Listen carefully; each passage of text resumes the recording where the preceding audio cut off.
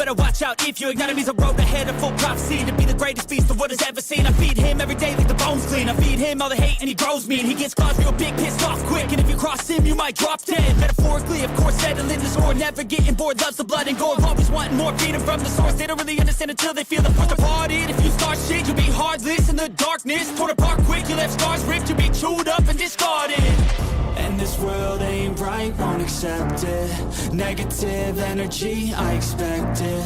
Once it's in your mind, it's infectious. So fight for your life and reject it. You better give me space, I'm protective.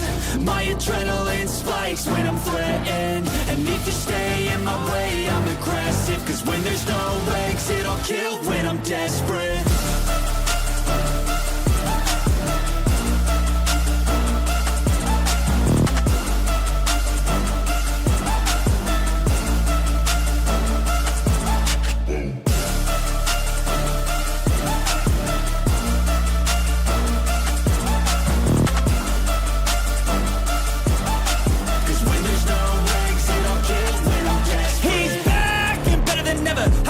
Adrenaline pressure, it's stormy weather, lightning, thunder, pouring weather. Yo, I'm a go-getter, try to do it like me, but I do it better. I got a mind that's clever, the beast inside is competitive as ever. I'm conscious, my subconscious, an accomplice to me. I promise the darkness, I can honest believe. But don't cross me, I might lose control of the lost beast. He's locked away inside with the key controlled by fight or flight. And this world ain't right, won't accept it. Negative energy, I expect it. Once it's in your mind, it's infectious. So fight for your life and reject it. You better give me space, I'm protective. My adrenaline spikes when I'm threatened. And if you stay in my way, I'm aggressive. Cause when there's no exit, I'll kill when I'm desperate.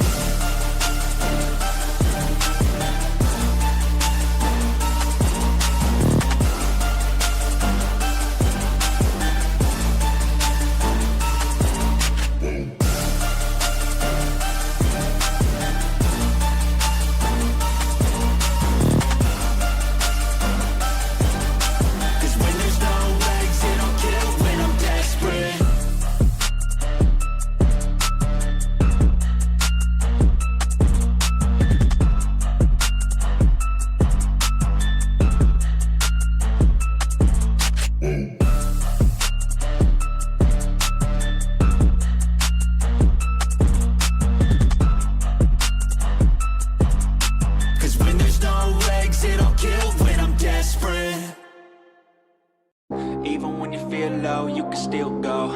Even when you feel slow, you can still go. Even when there's no hope, you can still go. I never answer to no, man, I still go. Go, go, go, go, go, go, go, go, go, go, go, go, yeah, go. Hustle hard, hustle every single day. I'll be making moves till I'm buried in my grave. To the system, I don't wanna be a slave. I've been doing shit my way, or the highway. And in the driveway is a nice range. Cause I grind through the climb, I invite pain. You'll never hear me, bitch, nah, I don't complain. Just gotta flip the switch and you can go and obtain anything you want, anything you need. Your mind's got the key ingredient, it's belief. They're deceived with the negativity, but I just slide right by that energy. Even when you feel low, you can still go. Even when you feel slow, you can still go. Even when there's no hope, you can still go. I never answer to no, man, I still go. Go, go, go, go, go, go, go, go, go, go, go, go, go,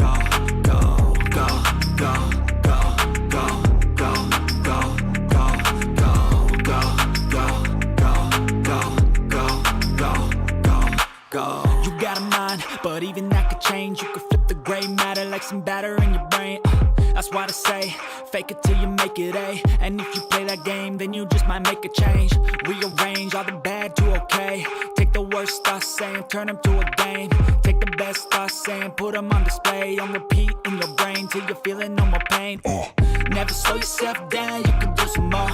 Push past all the pain and you'll find a door. Open it up and finally explore everything that you thought you could never do before. And even when you feel low, you can still go. Even when you slow, you can still go. Even when there's no hope, you can still go. I never answer to no, man, I still go. Go, go, go, go, go, go, go, go, go, go, go, go, go, go, go, go, go. Even when you feel low, you can still go. Even when you feel slow, you can still go. Even when there's no hope, you can still go. I never answer to no, man, I still go.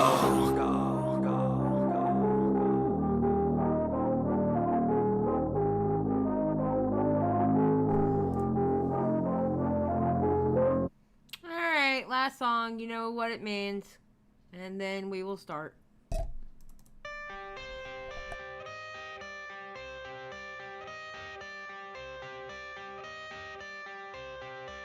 I got the cash in the bag, stadium packed. Born a rock star in this life, gonna live it up on the attack. Baby, I'm bad, I just wanna get caught up in this life. I'm crazy, I'm mad, doing no cap. Only God wants, so you better go live it up. Cash in the bag, stadium packed. Baby, I'm bad, Yeah. baby, I'm bad. I just wanna stay bad, stay mad, chip on my shoulder cause they treat me like an outcast. I ain't gonna take that, stay back, I'll be swinging hard till the hits come in all caps. I ain't gonna lay back, pray that someone's gonna help me, ain't nobody like that. I ain't gonna wait, that's all fact, give me one shot and I'll never get the throne back. I'm sick of being cautious, I'ma go cause something, can't stop this. I'ma steal everybody's lane, call it shoplift. Sick of hearing everyone complain when they thoughtless. Taste the pain, it's like candy canes. It makes me go change into a better frame, into a better name. Society's insane, we all live for fame, yeah. Cash in the bag, stadium packed. Born a rock star in this life, gonna live it up on the attack. Baby, I'm bad, I just wanna get caught up in this life. I'm crazy, I'm mad, do it no cap. Only God wants, so you better go live it up. Cash in the bag, stadium packed. Baby, I'm bad, baby, I'm bad. I got the cash in the bag, stadium packed. Born a rock star in this life, gonna live it up. I'm crazy, I'm mad, do it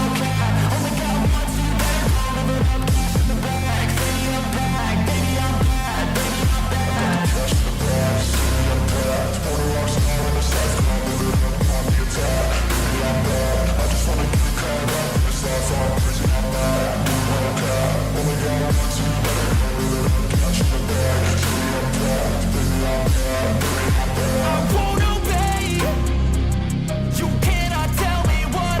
I got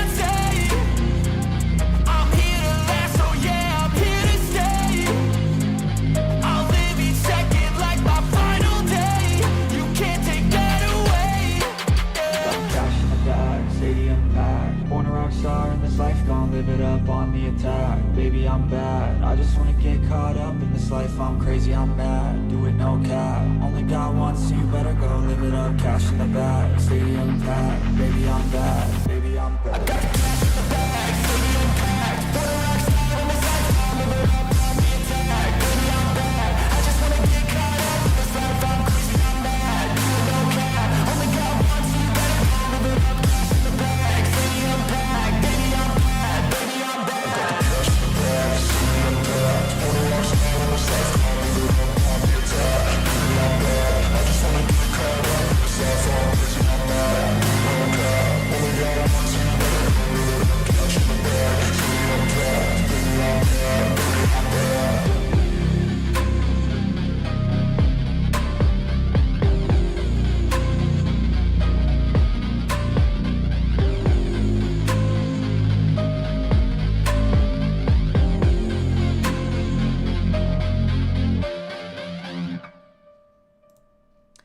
Hello, everybody. All right, we're going to change. No. Yeah. No, wait, what are you doing? Okay, there we go. How are y'all doing today? I'm doing good. I'm doing good. I wanted to watch this Ethan interview with the victims and Johnny. There is two versions. There's the one that's cut up on the H3 podcast highlights, but then there's the one that is actually, it's longer than an hour, the original one. So that's the one that we're gonna do. As soon as I can get this to pause, that'd be great. Awesome.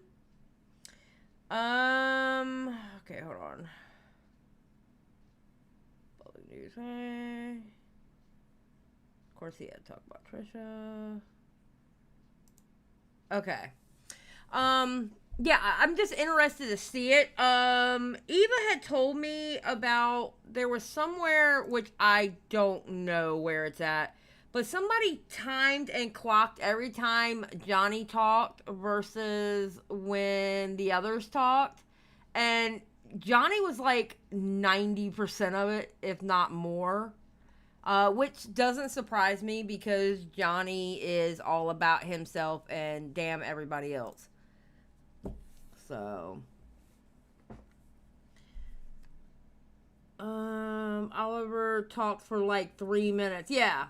And they're in here for more than an hour. Okay, hold on. They start at like 3:15 and they're going till like about, I don't know, 4 or so, about hour 15 minutes. Yeah, that's ridiculous. So, been catching up on Xylie's videos. This is my first live. God help you. My lives go a little crazy. But then again, this is the afternoon crew. My audience goes crazy late night crew. The late night crew is crazy. The 8 o'clock crew is a kind of a mixture. Everybody before 5 p.m., they're actually the chill people. So, yeah, the lunch crew. What's up, Toxic Dome? And I saw a Verse in here somewhere talking crap in the chat. How you doing, Verse? Okay, listen, I don't want to curse this, but for 2 nights straight, I have gone to bed either right before midnight or right after, and I have almost gotten 8 hours of sleep both nights. It's 9. Oh yeah, I guess it is 9 for you.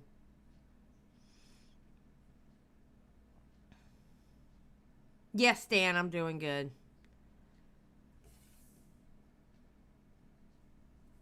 Oh, no, you jinxed it.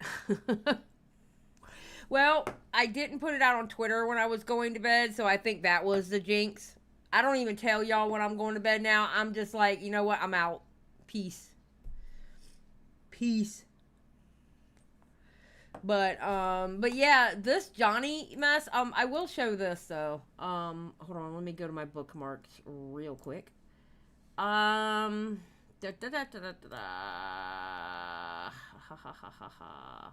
thought I put it in my bookmarks. Bro, okay, maybe I didn't. I thought I did, but I know I retweeted it.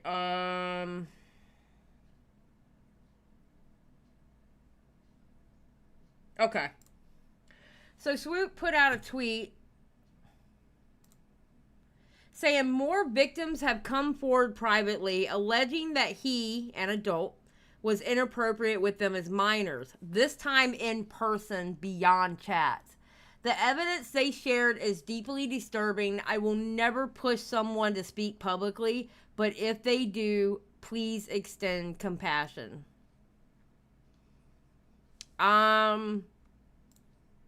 If that's true, which I mean, I want to take it as true because Swoop's saying it, and you know, to me, she's very you can trust her. But of course, you know, for allegedly for entertainment purposes only, if that's true, I think he was trying to throw the scent off of himself. Because once you start looking into one little thing, you look into everything. So, yeah. I'm not surprised either, Natanya. To be honest, I'm not surprised to hear that. I'm really not.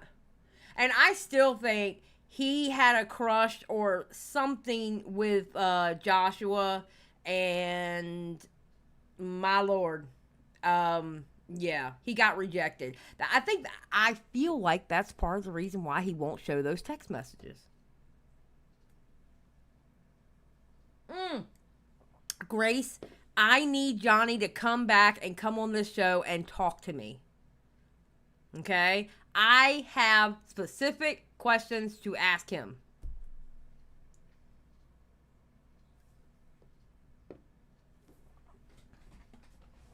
I have very specific questions for Johnny. And I feel like I'm the woman to ask it.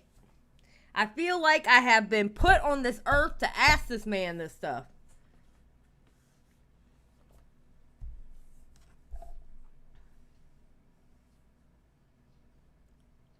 Xylie just wants to talk to him. That's all just talk. Wait, what, Shay? Xylie just wants to talk to him. That's all just talk. Shay, I don't know what you're trying to say, but yes, I want to talk to him. I do.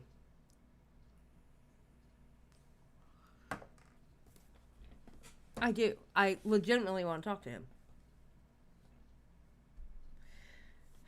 Stan, here's the thing. Okay, so where we stand with in the commentary community about Ethan Klein, and especially Olivia, Miss Olivia, I like to look a little bit too deep into people, Olivia. We have a certain outlook on Ethan Klein and Olivia, and you can't expect everybody to feel that way about them. You know what I mean? So,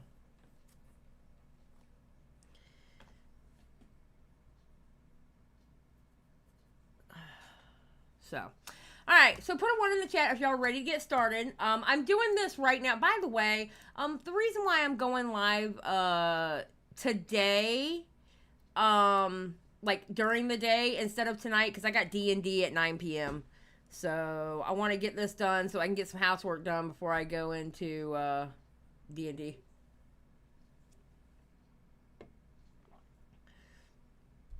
All right. Well, it looks like y'all ready. Okay. Let me make this bigger. Okay. Oh, whoa. Wait a minute. I forgot to change. Hold on. I was like, why is it so big on the streaming screen? Hold on.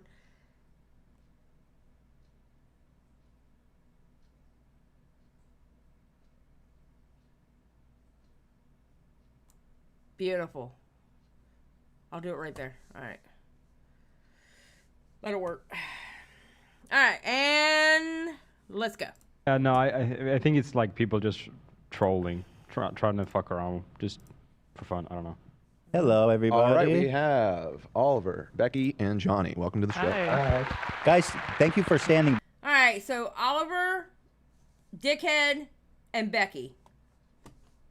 By. I'm sorry it took so long, but I appreciate you guys standing back and standing by, as Trump said. So, let's see. So we have Johnny. Hi. You used to work for Colleen on the tour. Okay, I'm going to go to 1.5. All right. If it gets too fast, you know me. My ADHD can only take it but so much, so. And then we have Becky. Becky, Hi. you're the girl from the infamous story, Yes. the skirt situation. I don't know how to put it delicately. It doesn't sound horrible. Well, there really isn't. Okay, I have to admit, there really isn't a delicate way to put that. No, I don't play a barbarian. I play a, oh my god, ADHD. I'm a druid. I'm a half-orc druid. I am the bus lady. Stan Marsh. Okay, all my members, put up the bus emoji. Stan Marsh trying to call me out. Yeah. And then Oliver, you are the unfortunate recipient of some really wild messages. Oh yeah, tell me about it. Holy smokes. So anyway. Okay, before we get this started, I have to say this. Gila Klein looks so much better with dark hair. Just saying. Just throwing it out there. I think she looks so much better with dark hair. Wait, thank you for coming together, guys. Are you guys all weenies? No. No. No, none of you guys are weenies. No. Someone thought I was, but no. Oh, that's interesting. So there's so many more people out there. Oh, there's a lot. Yes. So first, I guess, Johnny, so how did you get recruited into working for her? Well, I actually started watching her videos and tuning in. Oh, wait a minute. He didn't get recruited. Oh, bro. In 2012, I was 15, and I started entering tiny chat rooms. I created a fan account. And wait a minute. It's 2023. No. Johnny! No! Really? Within the first not even 5 minutes? Okay, wait. It is 2023 and he's 27. Take 27 minus 10 makes 17. All right? So 2023 minus 10 is 2013.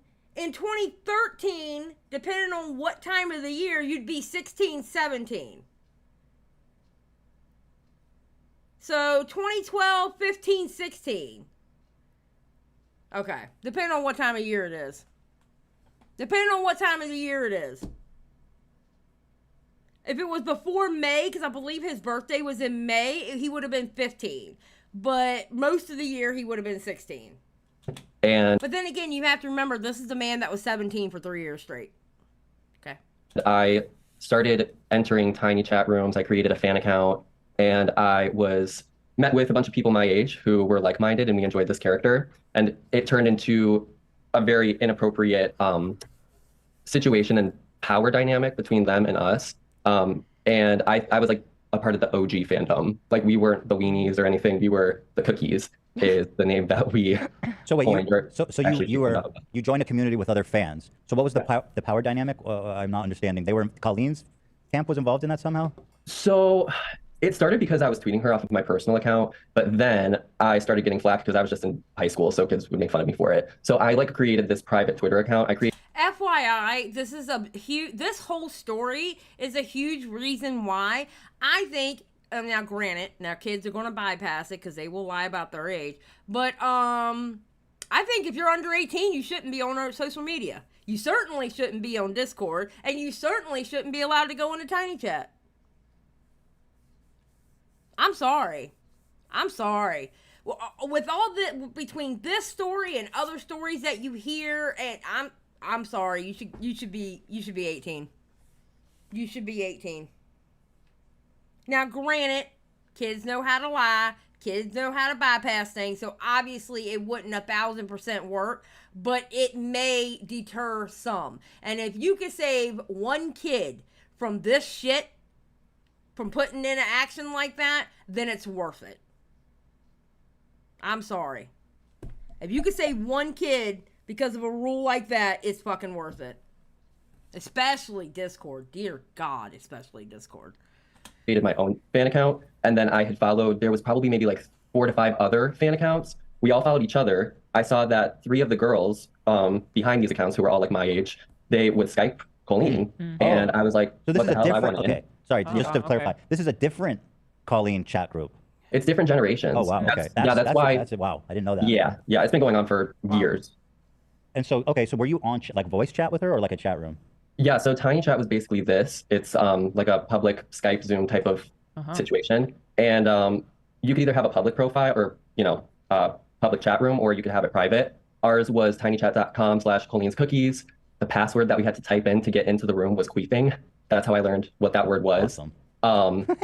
And we would be, okay, let's say if I was chatting with my 14 to 17-year-old friends as a 15-year-old during this time period, if we were on Tiny Chat 7 days a week, Colleen, her ex-husband Joshua, her brother Trent, it was the 3 of them were the repeat offenders. They would just be on at least 4 to 5 times a week with us. Wow. It's so disgusting to me hearing him talk about this, knowing now what he did. If I would have seen this before Swoop's video, I already was sus of him anyway, but I still believe the fact of the age thing, because I didn't put it together. There was a reason why I didn't run Johnny's story, because he was like a used car salesman. And believe me, I used to work at a dealership, so I know used car salesmen, and they have to be this way. That's how they sell those piece of shit vehicles, right? But he reminded me of a used car salesman, and he was just going too hard about it, to the point where it was bro, something's not right. Yeah, exactly, Carlo. That's a good point. He was making 16 and 17-year-old friends when he was 15, but 13-year-olds when he was 21. Right? Wow. So okay, that's interesting to know too. That her brother, who was the one messaging you, Oliver, had access, and obviously he must have been granted access. Yes. Kind of. He got scolded for talking to my friends and I back in the day, and we found that out because Colleen had come on Tiny Chat and told us one day that her parents had a talk with him because he lived at home, and this was before he had gotten his cochlear implant, which helps him hear now. He was born deaf. Before that, he couldn't hear, so he didn't understand. He had to mute his computer. So her parents were afraid that there would be, sensitive topics being discussed, within their family that would be picked up on his computer. It's kind of messed up that was their concern rather than their 30-something-year-old child talking to a bunch of kids on the internet. Oh, I don't know. What about you? Oh, Johnny! Oh my God! That irritates the absolute shit out of me. God, it's like he's telling the truth, but at the same time, he did the same shit. Like, I agree with that statement. Why are y'all more worried about what's going on in the background than your 30-year-old son talking to a bunch of kids? But at the same time, Johnny, you did the same thing in the entirety of your 20s. You are in a chat now with people underage. Like, bro. Oh, my God. Also, what are they talking about in the house? That's so scary. Well, I mean, are we really surprised that, like, no, I want to know. And so, were either the other two of you in a chat room with Colleen at any point? No. And so, I guess, Jack, what do you think that she got out of coming on here and talking with you guys? Like, she came on, sounds like, pretty frequently. It's interesting because we really don't know what her motives were. I've been asked to try to describe it in one word. I think the power that keeps coming to mind is power, which she clearly abused. So what'd you do it for? What did you do it for, Johnny? What was your whole point in doing it? Did you want to be like Colleen? What were you doing it for? I'm not sure if she went into this situation, me and my friends who were fans way back in the day, I don't think it was as malicious back then, but as we know, You know what, John? I'm so glad my parents didn't allow me to have any social media until I was 18. I want to be honest, John. I'm glad there wasn't social media when I was a kid. I'm so glad there wasn't social media. I am so glad, because you know what I got to do? I got to go outside, ride a bike. Our social media was going to a friend's house and seeing where all the bikes were, and we knew that's where to go. I'm glad there wasn't social media, because I think now, I'm going to be honest, I think now kids have so much pressure on them because of social media versus us. It was like movies and magazines and stuff like that, but we still went outside, and like, I don't know, man. This kind of shit makes me happy that I didn't have a kid. Because I wouldn't imagine, I just can't imagine being a parent and you can't watch your child 24 hours a day. You can't. And kids are sneaky. They will find ways to do shit. Okay? Believe me, I know. I was one of them sneaky ass kids. All right? So, I just can't imagine how hard it is today being a parent. And then how hard it is for teenagers today. Honestly. Technology has blossomed, and it's just, there's more accessibility. It's so much easier to be in the DMs, film a quick video chat like this. And it was just a different world, but there's a lot of parallels from the video chats and the DM conversations between the weenies and Corey's Clit. And so, looking back on that, in what way do you, how is she like abusing her power? How is she interacting with you guys inappropriately now that you're older and looking back on it? Well, abusive power in the sense that her and Joshua, her ex, they divided the fandom a lot, even before they were married. I wasn't always the closest with Colleen. I was way, way closer with Joshua David Evans. He really swooped in, and that's... But you said that... Oh, my God. Holy shit. No wonder Swoop got pissed off with this. No wonder Swoop got pissed off with this. Bro, he's making it sound like they were so close. Like they were like best friends. Oh my God.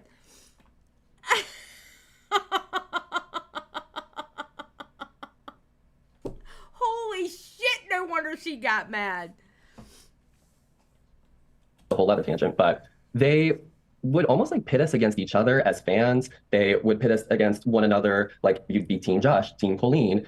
Throughout their entire relationship, it was like that. I knew some people who way back in the day said they did not like him, and I didn't understand. I liked both of them. It was weird, and sometimes we'd end up fighting online for them, and it would be encouraged. Colleen used to use snake emojis in the chat. I want to see a wall of snake emojis in the chat because Nightmare is 1,000% correct. Johnny is a snake. Oh my God. Snake emojis in the chat. I want a wall of snakes. Absolutely. Absolutely. He is, God. Oh my God. No wonder Swoop got pissed off over this. Dude. Is a hashtag that we came up with. It was drama with like 5 extra A's. So you could look it up and see, like back in the day, she used to use this hashtag, and it was always when there was like drama within the fandom. If she encouraged it, it's like she egged it on for us. So it didn't feel like a joke at the time. It felt like she was like, "Yeah, I want you guys to hate Josh." Well, now it feels that way, but as a child, it kind of just felt. When did this interview happen? Well, it was obviously before the Swoop video. This interview happened a month ago. It happened on July 10th.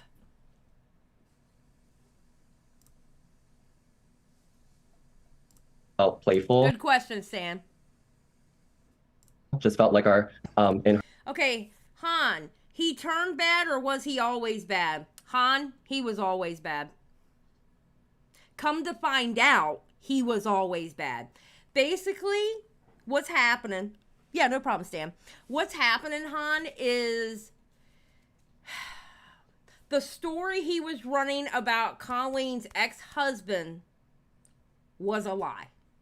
And he was taking on like Oliver's story, Becky's story, really big on Adam's story. He was taking in their stories and making it his own.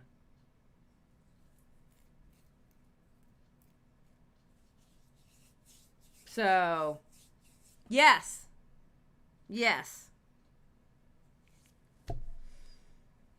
So the problem is he went to, Ethan Klein has said one thing. He told Swoop another. He told the girls with Jesse Smiles and the other girl, he told them another. He would change up his story based on who he was talking to.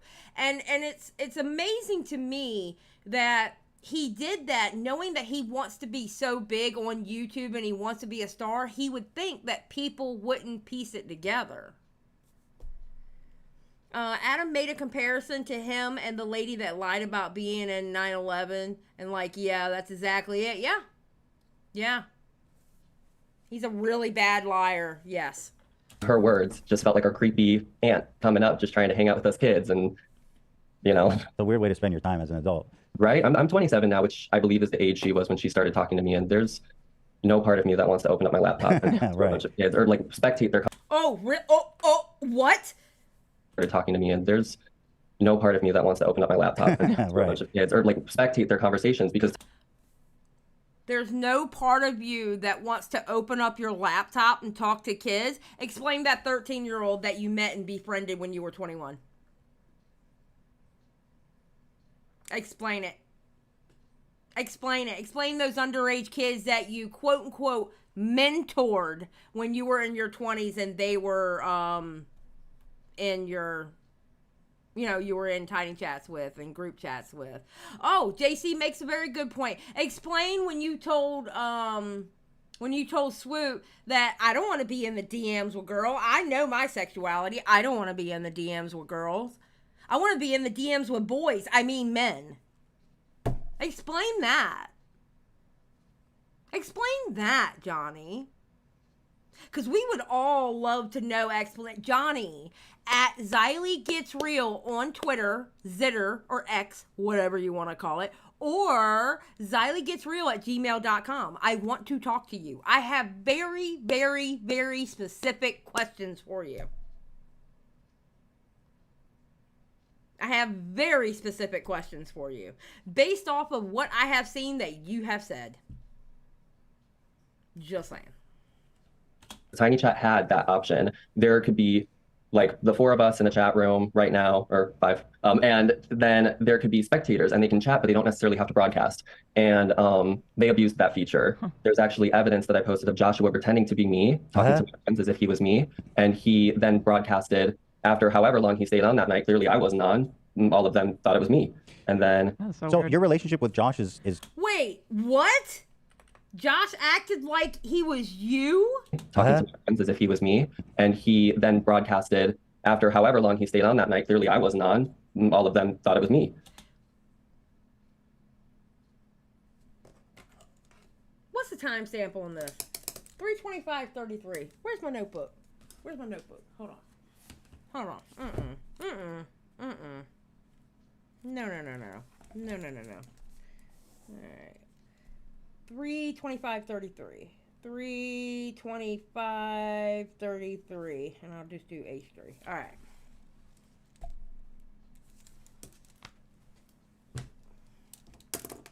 And then. So your relationship with Josh is interesting and weird to me because I've seen people talking about him as like, oh, he's innocent now and he's a victim of hers. Because I don't know anything about him or their previous relationship, but I read that he was talking to you in the same way that Colleen was talking to other people. And I was like, yo, what the fuck is this?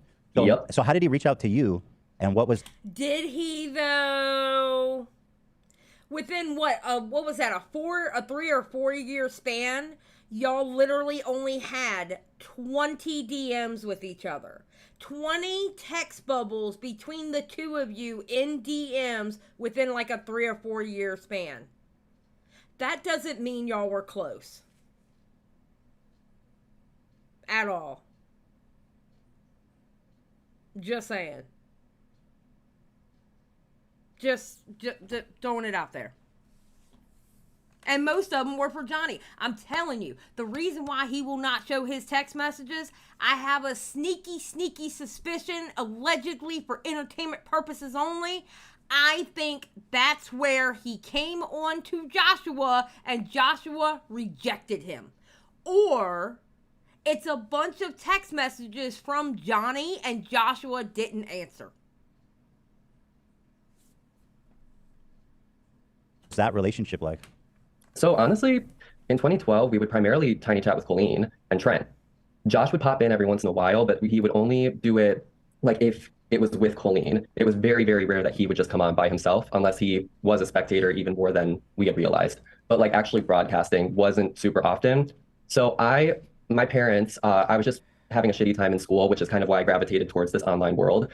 And so my parents were like... And you suck at it. You suck at it.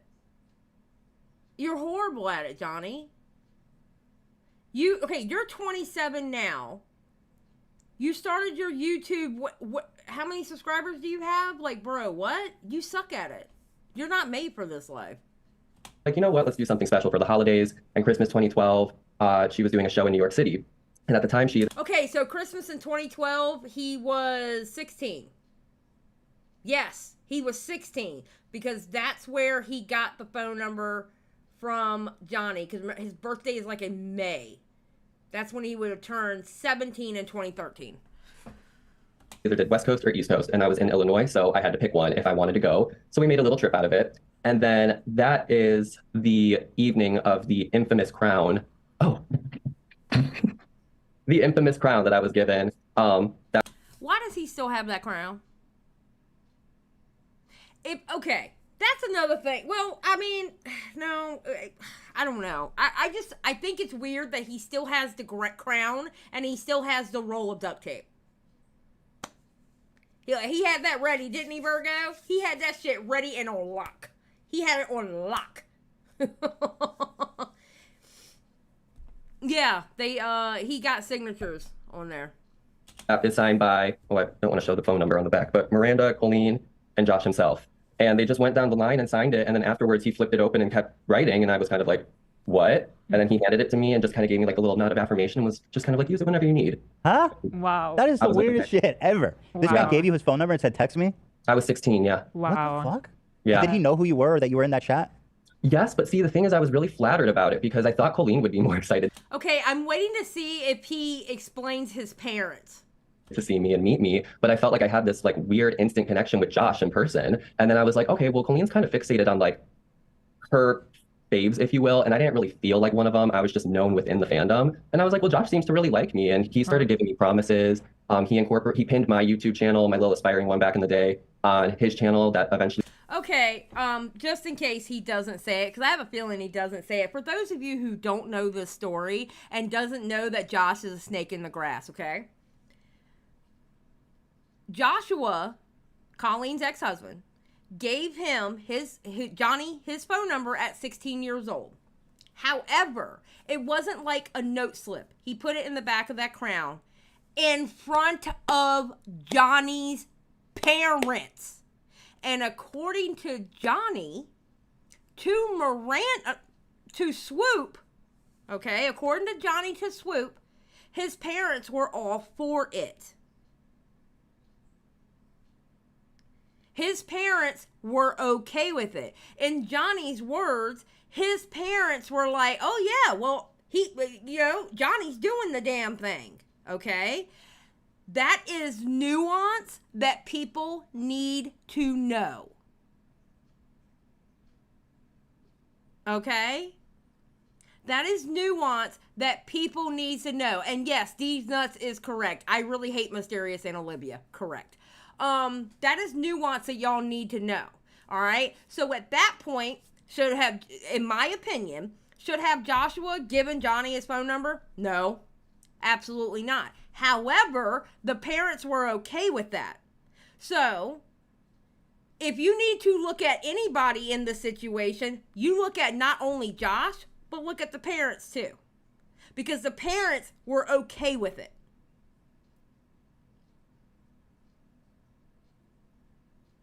The parents were okay with it. The parents allowed it. Exactly. It wasn't like it's not like he went up to him and go, psst, psst, psst. Yo, here's my phone number. Just call me whenever you want. And nobody saw it. It wasn't like that. It was writing it in front of everybody, handing it over to Johnny in front of everybody, Johnny showing his parents, and his parents were proud, according to Johnny. We accumulated like 1.5 million subscribers. That was a massive deal to me. Like, I got bullied out of high school my sophomore year, and these people just honed in on me, and they were like, ooh, like, this is good. He's an easy target. And I was. And yeah, they just totally abused. Oh, and FYI, when I say I hate Mysterious, it's not like blood-curdling hate. Hate is not a strong word for me. I very much dislike Olivia and Mysterious. I very much dislike them. I don't want people to think that I like blood-curdling hate them. No, I don't blood-curdling. Very few people on the internet I have that feeling towards. Okay? But I very much dislike them. Yes.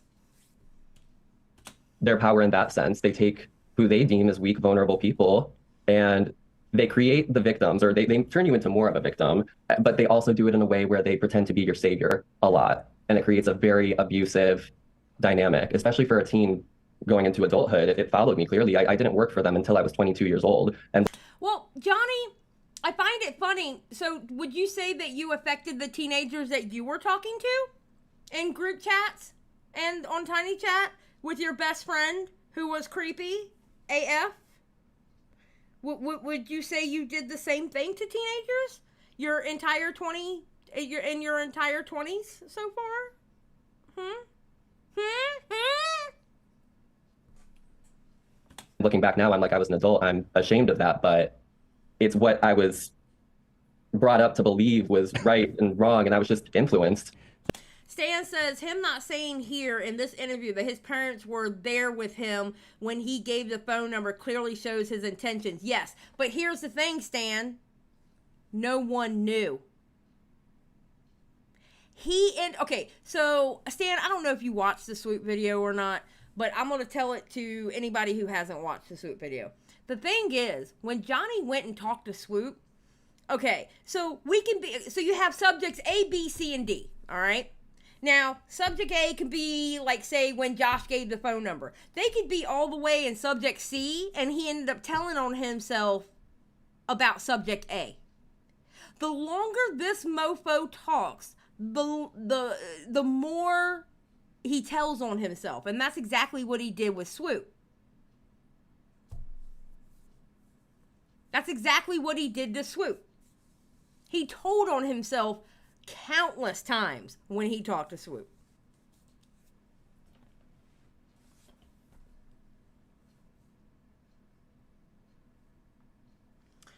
People defended Adam's parents for knowing stuff too and allowing contact, lest not he be hypocritical. Yes, and we also know that the mother was actually kind of upset that he was talking to Colleen like that and cut it off too, but Adam, being the teenager he was, kind of went behind his mama's back.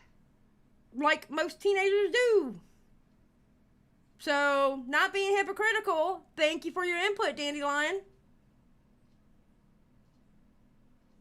What the problem is here, Dandelion, is he's not telling the full story. At least we got the full story out of Adam. At least Adam has been telling the whole story this entire time. Just saying. So we're lucky that he slipped up. Yeah. So I want to ask you a question going back to when he handed you the number. So, yeah. When did you reach out to him and how did you I'm not ignoring nothing, Dandy. I have covered this and Adam's story through and through. You know, hey, you're lucky. Lucky. Oh my God. You are most welcome to stay in here and say what you're going to say. I have been covering and or following this story since Cody Rants came out with that video. And I have talked to Adam in the DMs. I have covered everything that's going on except for the second Swoop video because I had to take a break from it because I was starting to get burnt out. So no, but I mean, you're more than welcome to stay in the chat and say what you're going to say. Just know I'm probably going to ignore you. All right, let's go. Reach out to him. How long was it after you got it? Yeah, so I somewhat revived a dead laptop of mine, but it's on life alert. Like it comes and goes. So I think I have more text that I could go back and find. I believe on that night I sent him something like, hey, thanks for your number. This means a lot to me. I think I even included something like, I promise not to abuse it and just use it when needed. Because I took it as he was going to be a mentor, as he says today, but that's not what it was. And And did he respond to you that evening? He did, yeah. Okay. And then you guys started texting like on a one-on-one basis? Not super regularly because I didn't want to abuse it. I didn't want to lose this privilege because they like gave you little things, but then would kind of hold it over your head. Even if they didn't say it to your face, it was heavily. I want to see those text messages. I want to see all of the text messages between him and Josh. I guarantee you there's a bunch of shit in there he doesn't want anybody to see. I bet you there's a bunch of shit in there he doesn't want anybody to see. Amber Chick, this guy really would benefit from bullying. Yes, he would benefit from bullying. And you know what? I agree with Willie Mack. I believe some bullying makes sense. We bullied Sneeko. We have bullied Andrew Tate. We are bullying. We're in the midst of bullying Pearly Things. We have bullied Fresh and Fit. I think it's time for Johnny to get bullied. And I only mean bullied. I'm talking about through videos. I'm not talking about like doxing or anything stupid like that. If you do that, I highly say fuck you for doing shit like that. Okay? But like what I'm doing now, I feel like I'm bullying Johnny. And you know what? It feels great. Just saying. Implied. So you had said that he said he wanted to be your mentor. So what is it that you think he got out of that relationship with you? Well, I only just found out like a week ago that he was trying to be my mentor when he publicly stated that because he was just my big bro. He was my you know. What do you think a fucking mentor is? They're like Big Brother. Remember, you know, the Big Brother program that they used to have, you know, for these kids to have a male figure in their life that's positive, you know, like you would have your son go into it, they could have a positive male figure in their life. It's same fucking thing. It's a goddamn mentor. 30-year-old BFF. I didn't know he was trying to mentor me. I thought I was in a friendship, and I was in my world. Yes, Lady of Veggies. It was about Johnny. I believe it's about Johnny. And yeah, that whole dynamic, it's just, he had me run a Twitter account for him. It was a character that he ran, a belligerent, drunk, blonde bimbo, if you will, by the name of Sarah Ridiculous, who was problematic beyond. Stanmar said, I also had mixed feelings with Adam parents back then when you covered it, but given the benefit of the doubt is probably that the parents were trusting their own child, and that's what changed my mind. Yes. Yes. Because if you look, Adam is actually, you can look on Adam's Twitter, just his Twitter alone can show you that he actually has a close relationship with his parents. All right? Very close with his mother. All right? I have also talked to his mother. I love his mother. We stand Mama McIntyre here. Okay? Sometimes you gotta let your kids, like, you have to rein in on them. Sometimes you gotta rein in on your kids, but sometimes you also gotta let them learn lessons on their own, too. That's why when he went to go meet up with Colleen for, like, the dinner or whatever, Mama never went into the hotel room. She stayed out on the street because she had a feeling that he wasn't going to be there long and Colleen was going to push his ass away. That's why she stayed out on that street. That's why she was right there within hollering distance of her child and watching them basically through the window. She knew. But she also knew Adam needed to learn, because here's the thing, and I can tell you this right now, all right? And it goes all the way into the 20s, all right? The more your parents tell you not to do something, if you're strong-headed and if you're bullheaded as hell, which I can tell you Adam McIntyre is bullheaded as hell, and nothing wrong with it, so was I. The more your parents tell you not to do something, the more you're going to do it. That's how I got married the first time. Because my mother hated him. And I started dating him at 17. And the more my mama tried to push me not to be with him, the more I was leaning towards him and going against her.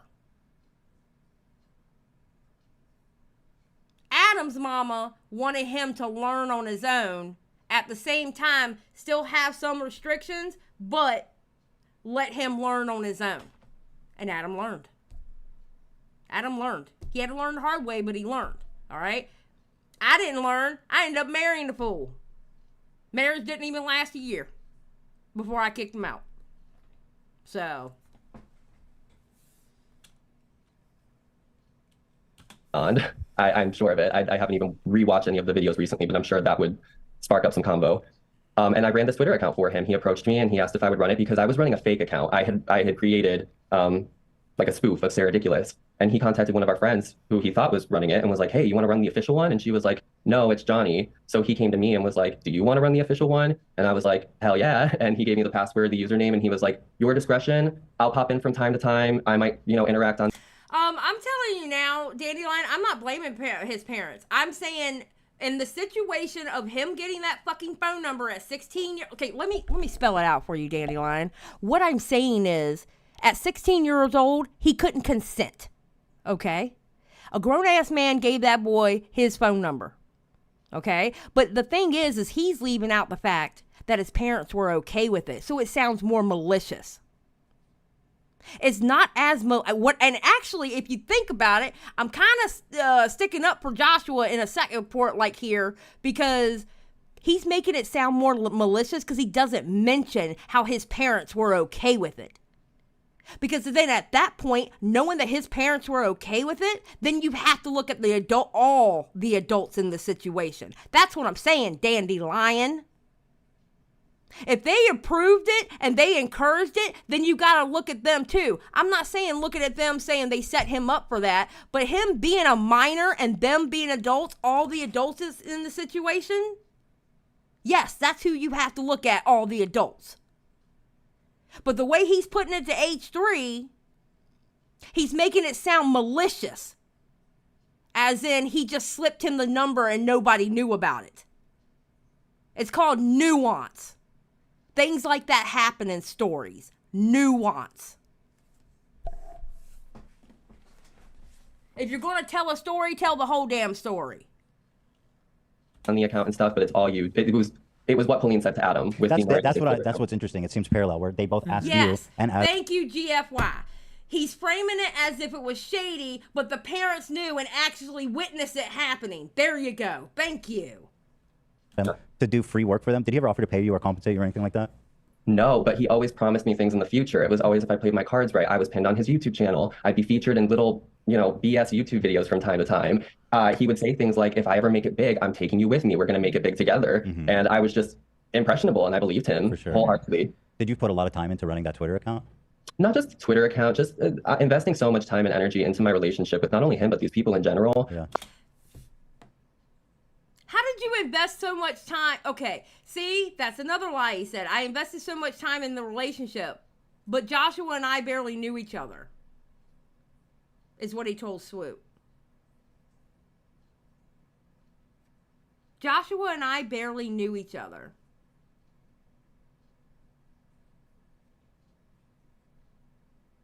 Like what? The best way I can describe it is, not fitting in school, constantly feeling like I'm chasing the cool kids. I finally escaped that. And you're still doing it at 27 years old. You're still chasing the cool kids. You're still chasing the cool kids. At 27 years old, you're chasing the cool kids. At his big age, exactly, Mary. At his big age. The Gaming Witch for 5. Remember to like and share the stream around. Hell yeah, thank you, Gaming Witch. I appreciate the 5. And found a world that I did feel accepted in, but I didn't realize that I was just chasing the cool kids in a completely different way. That it's embarrassing to say followed me into adulthood. And it just turned into like this cycle, Something that struck me as interesting is when Josh and Colleen got divorced, you say that Josh stopped talking to you altogether in that moment, right? Yeah, so they announced their divorce, and I remember my entire family was devastated. Like my mom cried because they built relationships with my parents too. Colleen referred to my mom as her Chicago mom sometimes. Josh, we went to dinner with him, and they hung out with him too. Like my parents, my two oldest sisters, one's 42, one. Wait a minute.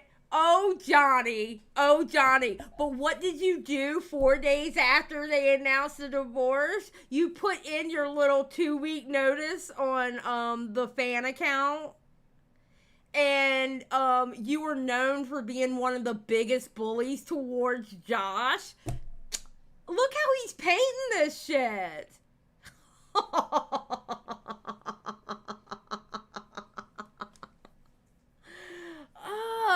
Angelina, that's a great question. What happened to the other two guests? It's the Johnny show. This right here was the Johnny show. Now, I have to admit, it seems like, and we're only like, oh my God, we're like 15 minutes in. It seems like H3 is just asking Johnny these questions. So. 40. There's a big age gap between me and my youngest sister. So my parents are kind of used to having different generations in the family, and they really kind of took these people in kind of like their own. And I say that lightly because, it's not like they had this massive relationship with these people, but it was someone who I trusted. And because they knew I was dealing with such BS, in the real world, you confided in him a lot. Yeah. It's just. But y'all barely spoke. I can't wait for this Josh interview to come out. Holy shit, I cannot wait. And knowing Swoop, it's probably going to be 6 hours long. And I'm telling y'all now, if we get a 6-hour video, I'm not sitting for a 12-hour stream, okay? We're going to have to break that bitch up in 3 parts, okay? Because I'm not even doing a 6 hours. Bro, okay? We'll have to do 3 nights in a row, 2-hour segments each, because in order for me to do it fair use, I got to at least try to double up the time, okay? So just know it's going to be a 3-night extravaganza if this shit is 6 hours long. All right. No, the interview itself was 7 hours. I don't know how long of that interview she's going to put in there. All right. So I'm just letting y'all know. I do not know. Just know we're going to do it in 2-hour increments. Okay. So if it's like a 7-hour video, 8-hour video, it could be an 8-hour video. We're doing 4 nights then. Okay. I'm just letting y'all know. All right. FYI.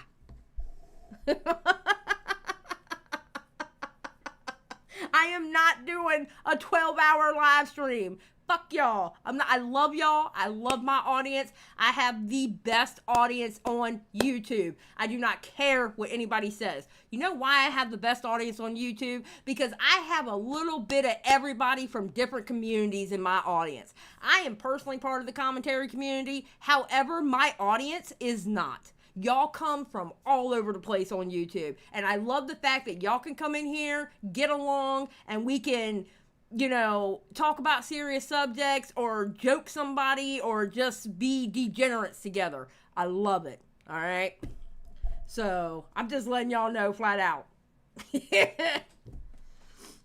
It's messy how not only did they prey on us kids, but they really went above and beyond to like prove to the parents that they were safe people as well. That's really wild that they spent time with your family like that. Yeah. So, No, okay. They would, okay, so Johnny and his family would show up at Joshua's shows, or if he was working a car show or something, and then it would be like, hey, would you like to come out to dinner? It wasn't like Johnny was like, yes, come to my show. I need you there. It wasn't like that. It wasn't like that. She like tries to say it's a lot more minimal than it was, which is infuriating. So when Josh, was it like he immediately ghosted you once they divorced and he never wrote you back again? Yeah, so they got divorced. I remember I was just trying to like take care of my YouTube parents on the internet and see from both sides. And you're a liar. You're a liar. You're a liar. Oh, God. It's so frustrating to go back and watch this. Gaming Witch for 5. I vote for a 24-hour membership-a-thon for the Josh interview. You know what, Gaming Witch? I tell you what. First of all, can't do that, and I'm going to tell you why we can't do that. All right? After 12 hours, YouTube, if you have a VOD longer than 12 hours, YouTube is not going to put it on YouTube. It's going to be gone. It's done. It's not happening, okay? And 2, I am not sitting in front of this microphone and putting in the energy of yelling, cussing, hitting my desk, throwing a screen, throwing cups. I'm not doing all that for 12 hours. Okay? I'm not going to do it. It's not happening. Nah. No, ma'am. Negative. And I am way too old to do a 24-hour stream. Okay? Just to let you know. All right? I'm not like Rennie, who can go 3 days without sleep. Oh, speaking of Rennie, here she is. Hey, Rennie. Okay? Just to let you know. In the process of doing that, I went to his channel, and my channel was unpinned along with all of the Ballingers, and I was like, well, why was I clumped in? And he just completely cut me out. I was trying to message him. I texted him and was like, I'm sorry. Did I say something to upset you? Like, I guess I started off as a fan of Colleen, but like, you're like a brother to me. Like, don't leave. But y'all barely knew each other. Y'all barely knew each other. Me, dude. Come on. You said we'd go somewhere together. I was heartbroken. It felt like I was going through some weird effed up breakup, and I was still only like, I think I was like 18 at the time.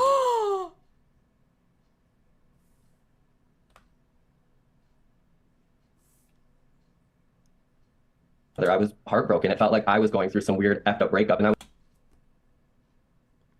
Okay, pack it up, boys. It's over. We got him. Pack it up, boys. It's over, Xylie Bros. It's over, Xylie Bros. There it is. Case closed. Slam the book closed. We are done. Done. We're done. We figured it out. We figured it out. It's Jover, everybody. It is Jover. I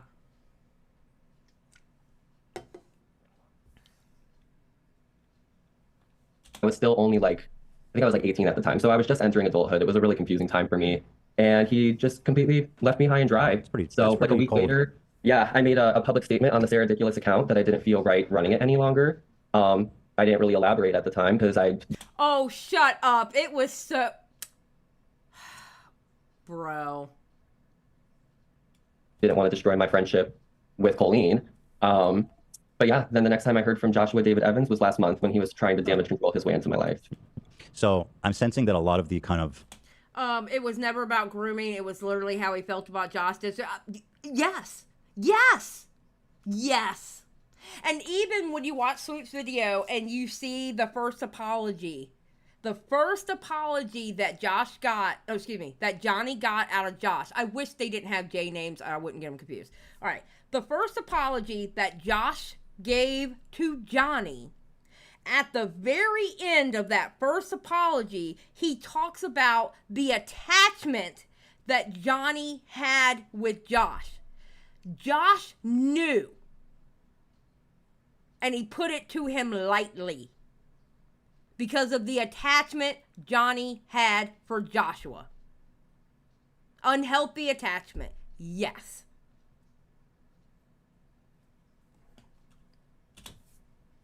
the negative feelings associated with this is just the way he discarded you at the end after you really seem to have built what you perceived as a meaningful relationship with him.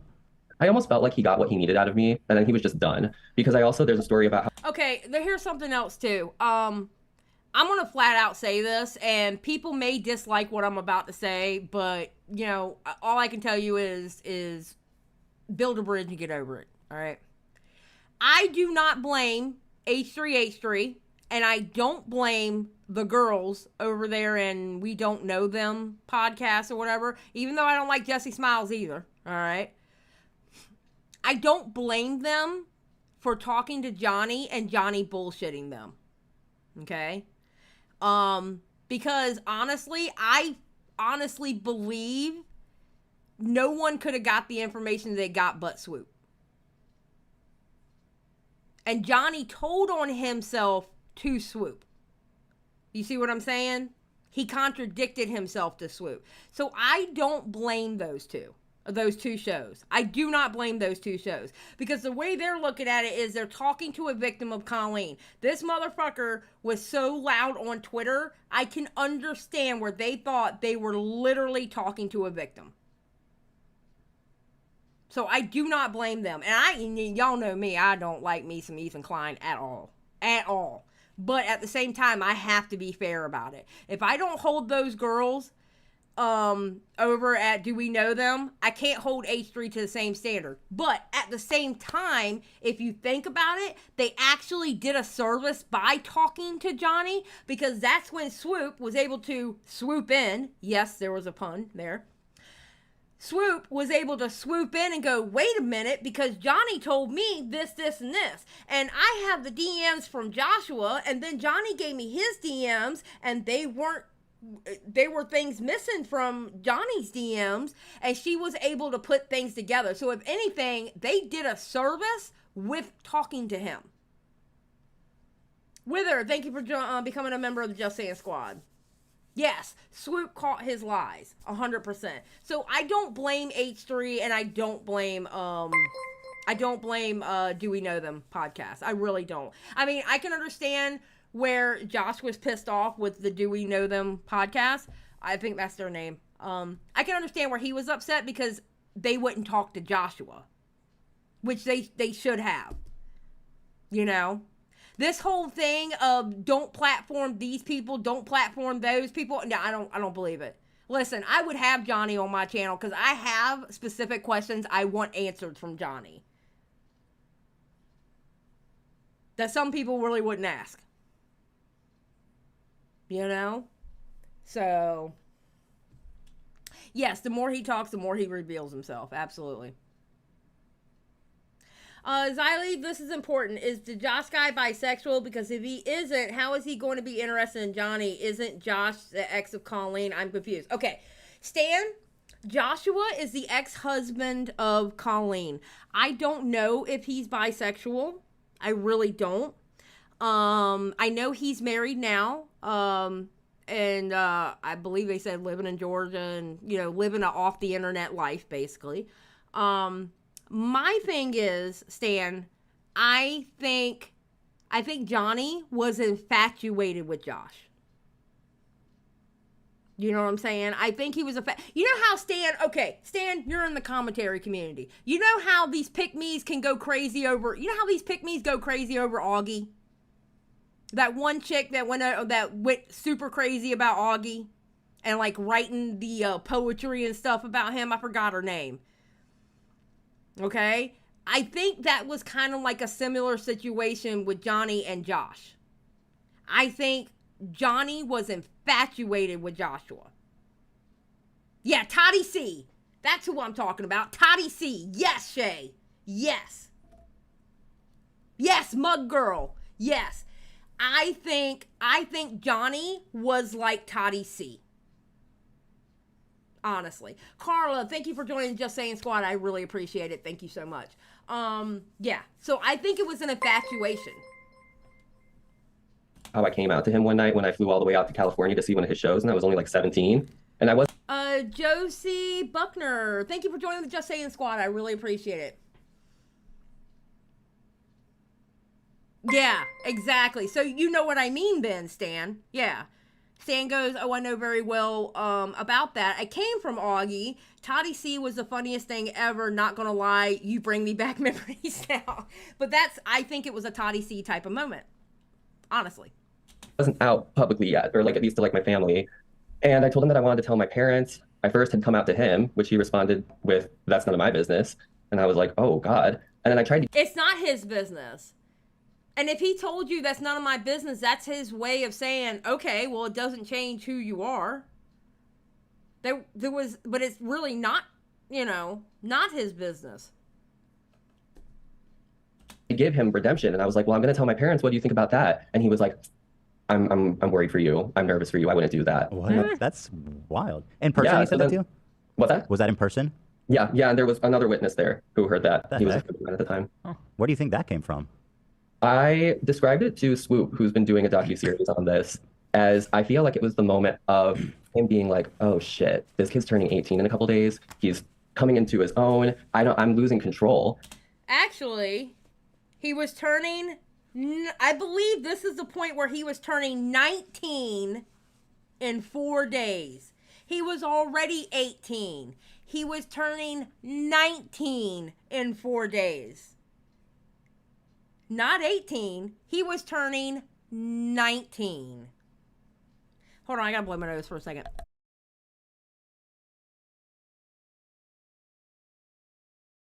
Okay, back. Yes. He was turning 19. Now, think about it. Ethan and them really aren't going to know that unless they look deep into the time frames and years and stuff like that. Again, I don't blame Ethan for this interview, except for the fact of, I think, from what it sounds like, from what everybody's saying, I think he should have honed in on Oliver and Becky more.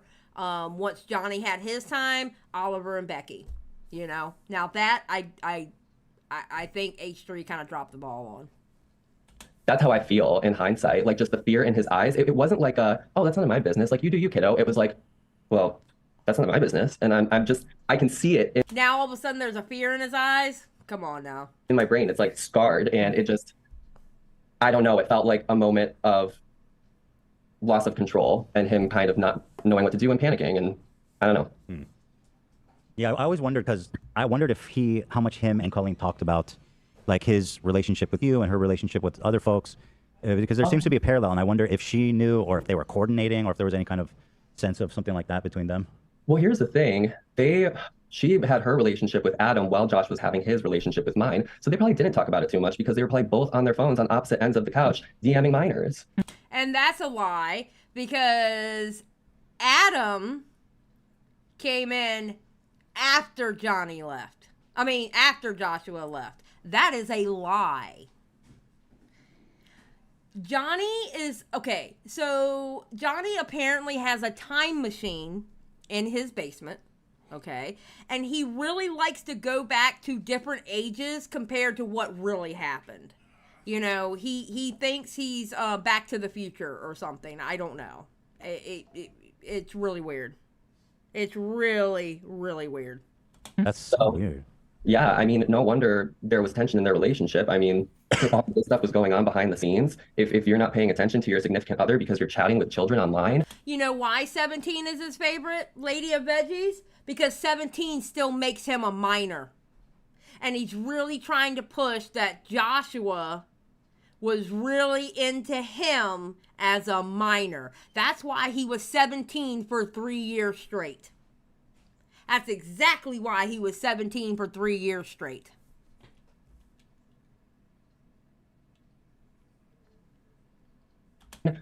That's grounds for a failed relationship in my world, at least. It's just weird. I don't get it. It's very weird. And they so ultimately, did this leave a lasting effect on you that you were like friends with this older guy that you confided in, and then all of a sudden he just disappeared and left you, like discarded, nothing? Did that hit you pretty hard, like growing up into maturity? Yes, but then I had my redemption. Did you though, bro? You thought you had your redemption, and then Swoop came out with her video. You know what, Johnny, you did get famous. Good for you. You did get famous, just not for what you think you did, because Swoop took her time and made a whole ass 4-hour video about you, bro. She took her time and did a 4-hour video on just you, Johnny. Congratulations. You played yourself. You completely played yourself.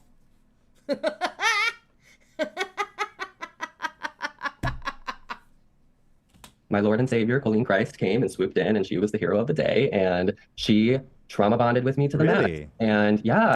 You know, I wouldn't doubt if Johnny is still talking to Colleen. I really wouldn't doubt if Johnny's still talking to Colleen, because he makes little swipes at Colleen, but he doesn't go full on about Colleen. Honestly, I have a feeling he still talks to her. I don't know. There's a conspiracy theory out there, and again, this is allegedly.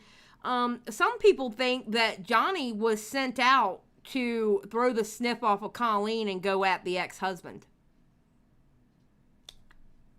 And I can't blame people for thinking that.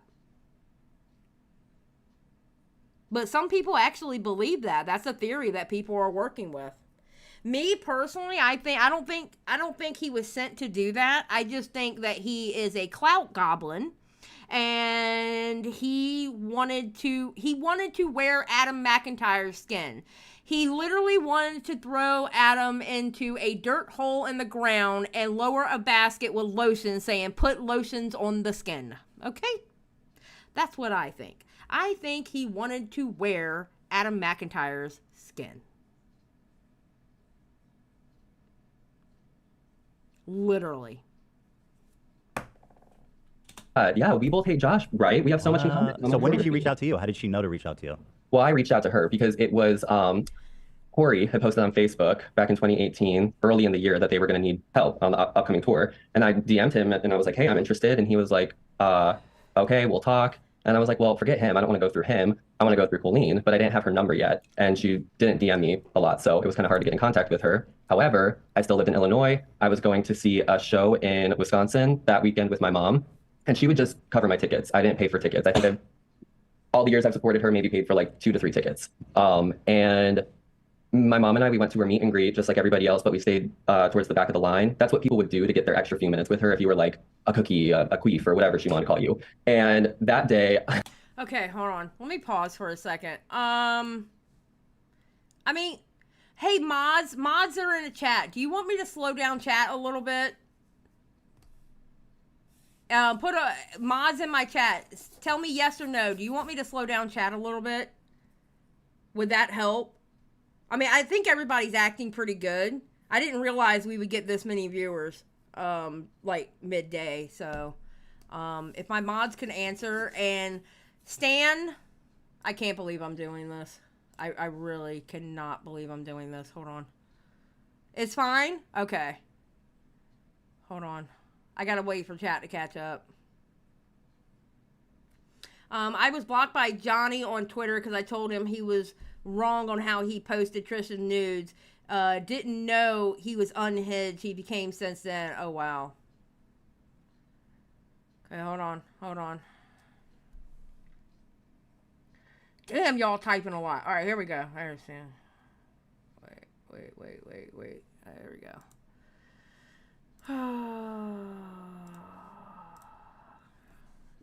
There you go, Stan.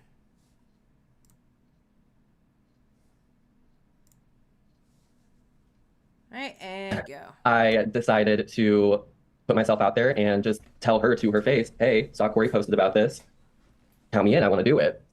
To my surprise, she was like, absolutely, that's the best idea ever. She was like, you know my show, you know me, you know the ins and outs. Why didn't I think of this? And I was like, damn, I thought you were going to say maybe, but this is better than I expected.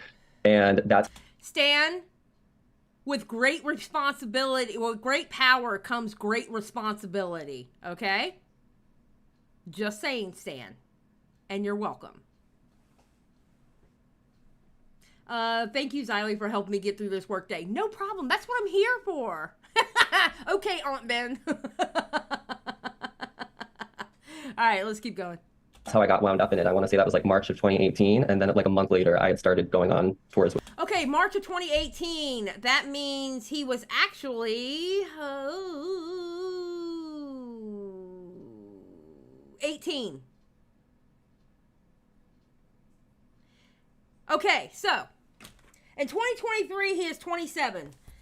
Oh no, wait, no, my math is wrong. All right, 2023 is 27. 2013 would be 17, 18, 19, 20, 21, 22. Yeah, 22. So now he's telling the truth. Okay, all right, sorry, my math was off.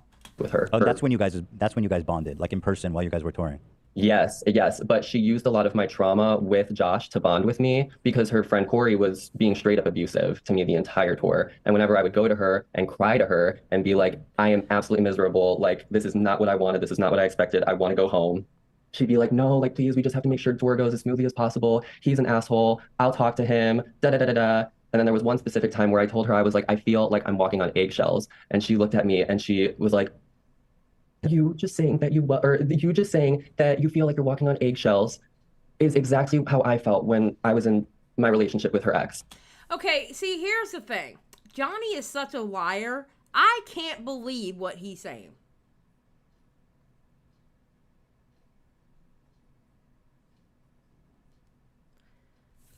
You know? I don't know. Joshua. And then she started talking about him. And I was like, wait, are we not gonna, Corey, okay, sure, yes, Josh, we hate him, great. And then it was just kind of like, the end of that conversation was, okay, well, glad you feel better. We both hate Josh. And what now? I went back to the bus. They went back to their hotel rooms because my room rights got revoked. Your what got revoked? My room rights. Oh, you lost your room rights? What does that mean? What was that? What does that mean?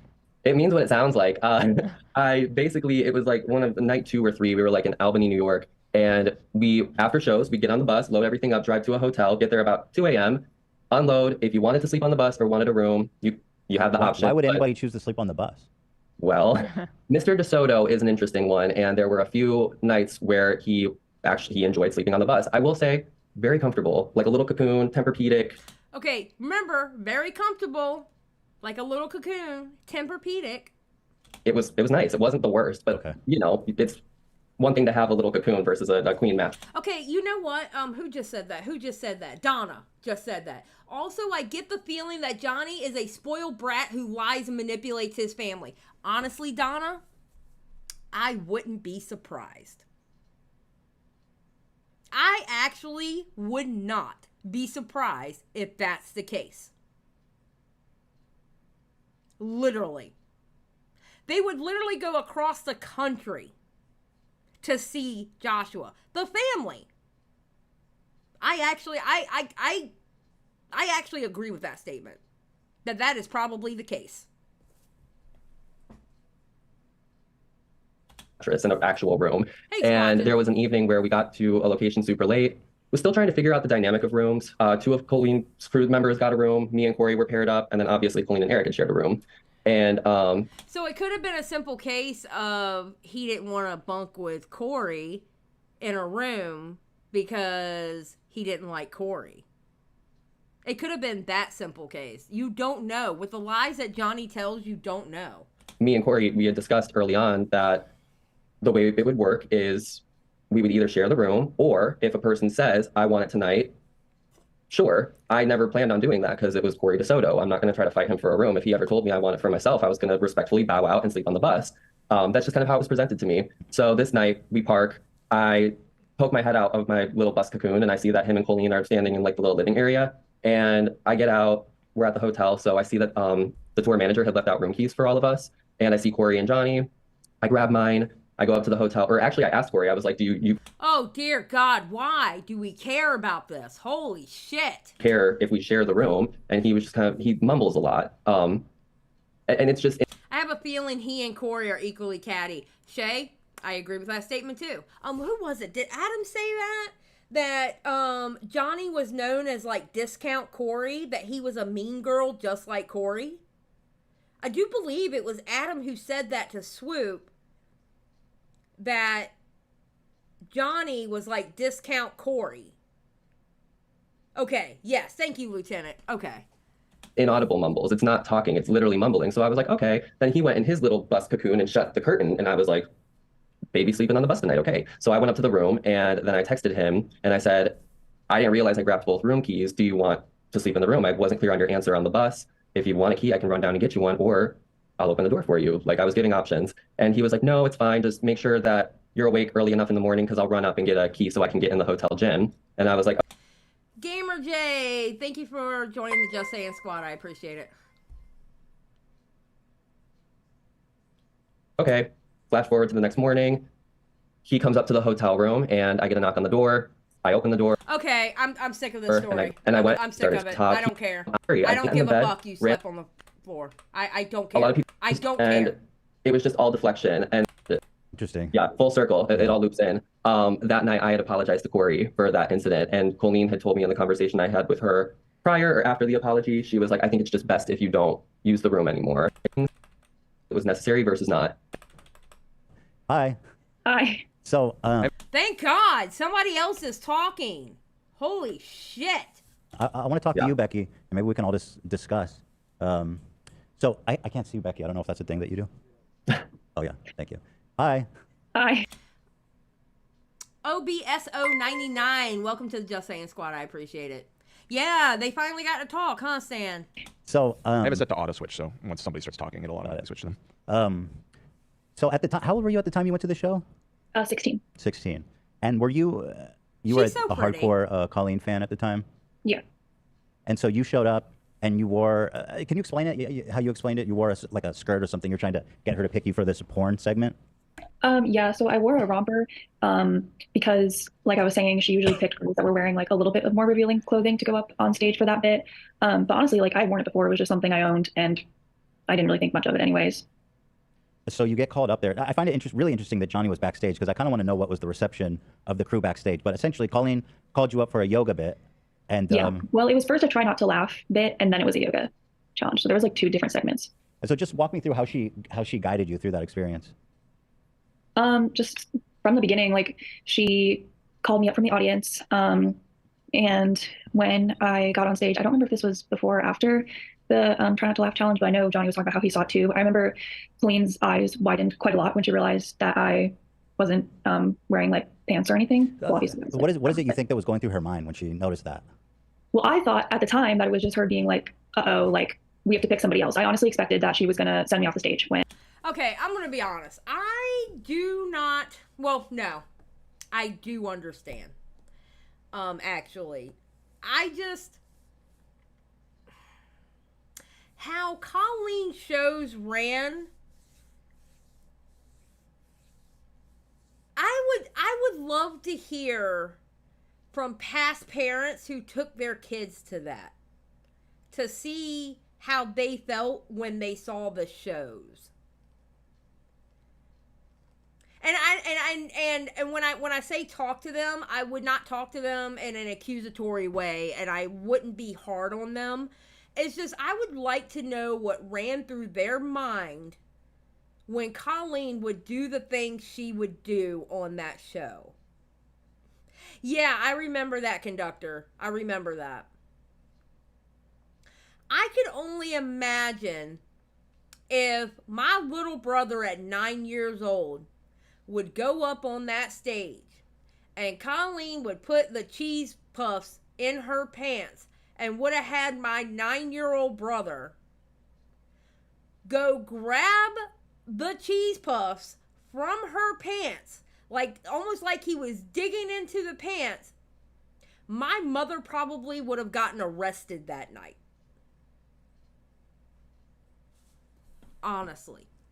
And I'm not saying my mother is the best mother in the world, or my mother is better than their parents, okay? I'm not saying that.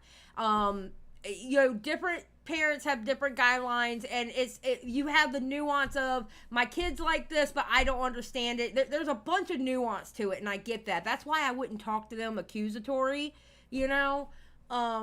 Most parents are not up to have their children be treated like that, so I would love to know what went through their minds when they saw what was going on stage. You know? I would love to know that. I think it would be really interesting.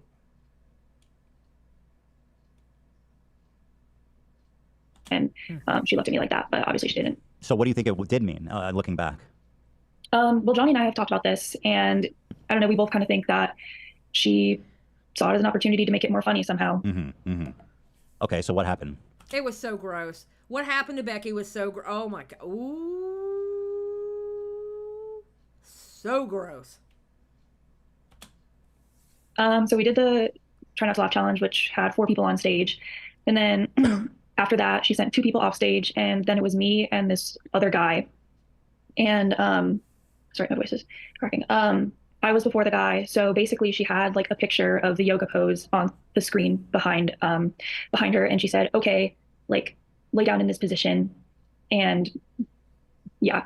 And I did it because I wasn't going to say no. Like I loved her so much. Yeah. But I remember thinking, I was like, this is not good. Like I am not wearing enough clothes for this. This is really bad. And I wasn't really sure like what she was going to do exactly with my legs at that point, because I saw it in the picture they were open, but I wasn't sure if like she was going to do that or whatever. But yeah, then she spread them open. I remember I was just really scared because the romper was like falling off completely basically. And I remember just like thanking God that I was wearing shorts under it, but those shorts also didn't like really fit me right. So I was worried that like she would also be able to see something. And that was like haunting me because she was someone that like I looked up to a lot and was like big in my life. And I was like, I don't want you. Oh my God. That's so fucking sad. That's so sad. Seeing anything, this is weird. Did it, when she was doing it, did it feel like inappropriate, or were you just kind of thinking it was normal? Fast, yeah. But I would say the excitement of kind of being on stage had worn off at that point because I'd already been up there for 3 minutes for the Try Not to Laugh challenge. So it definitely did feel like inappropriate in that moment. But it was also just kind of shock. And so Johnny, backstage, was there a reaction to that? Yes, I was actually explaining to Becky that it wasn't a good evening on the bus. The atmosphere was very strange because when it was happening. No, bullshit. I do not believe that. Fuck you. I do not believe that. Because 1, I'm pretty sure she did that bit before. And 2, did y'all not have a problem every time she pulled up a little boy reaching down her pants for fucking Cheetos? Were y'all okay with that? It went all of a sudden too far when what happened with Becky? Bullshit. I don't agree. I do not fucking agree with him and what he's saying. Fuck you, you're lying. I don't believe it. I don't believe it. I do not believe it. Absolutely not. I do not believe it. He's lying his ass off. Allegedly, for entertainment purposes only. Becky has mentioned that her eyes widened, and I remember it didn't feel like oh no, look at what this girl is wearing type of reaction. It felt like, she was squeezing the mic kind of like, yay, like this is a thumbnail waiting to happen. These are clicks. Like that's the way her mind works. That's the way her family's mind works. So I think, as Becky said, it was an opportunity. However, backstage behind the curtain, what Corey DeSoto does for her shows is hit a space bar on a MacBook Pro for an hour and do a slide. It's PowerPoint.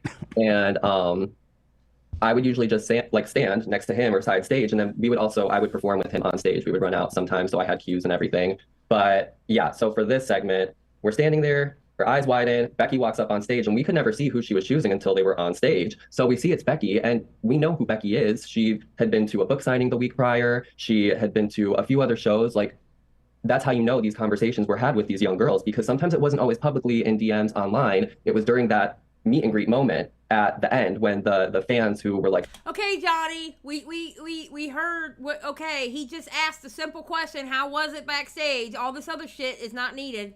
The well-known Twitter fans would wait at the end and have those few extra moments. They'd be like, Colleen, like, yes, is this okay? Like, is this good for the porn bit? Is this good for this bit? And she'd be like, oh my God, yes. Like, I'll look for you in the audience. I'll try to find you. And that was the dynamic. So these girls would just try to dress skimpier and skimpier. And it wasn't because they, like the victim blaming and the slut shaming of children and the misogyny is beyond.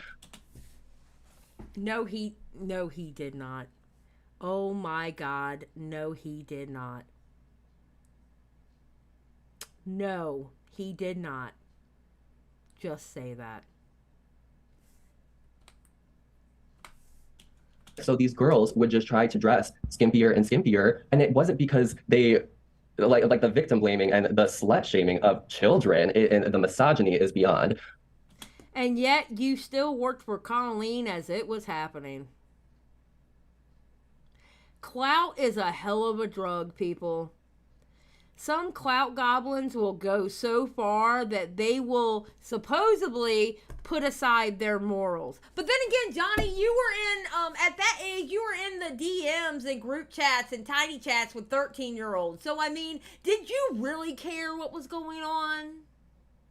Because at this time, you were literally talking to 13, 14, and 15-year-olds. Did you really care? Can we be honest?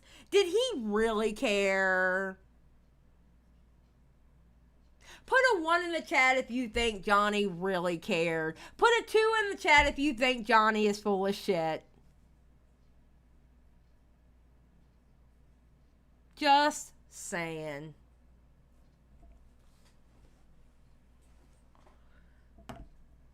Exactly, Henrietta. He doesn't care about anybody but himself. He truly doesn't. Becky was coerced to wear this outfit for the porn bit, which we could get into, but let that. When you say coerced, was that somehow, was there an expectation that you were going to wear that, Becky? Not personally.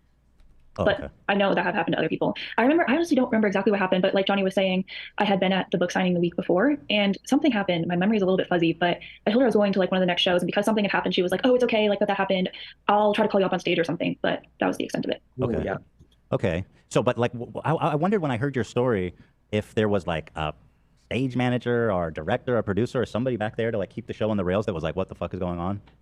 See, the thing is, yes. And also I wanted to clarify too, what I meant by fans being like coerced or like lured into these situations, it's because if you dress a certain way, you get to have a stage. Ah, okay. So Becky goes, no, I didn't wear the outfit for that reason. So now Johnny has to come back and clean up what he said because Becky didn't back up Becky didn't back up Johnny with what she said. So now he has to come through and clean it up.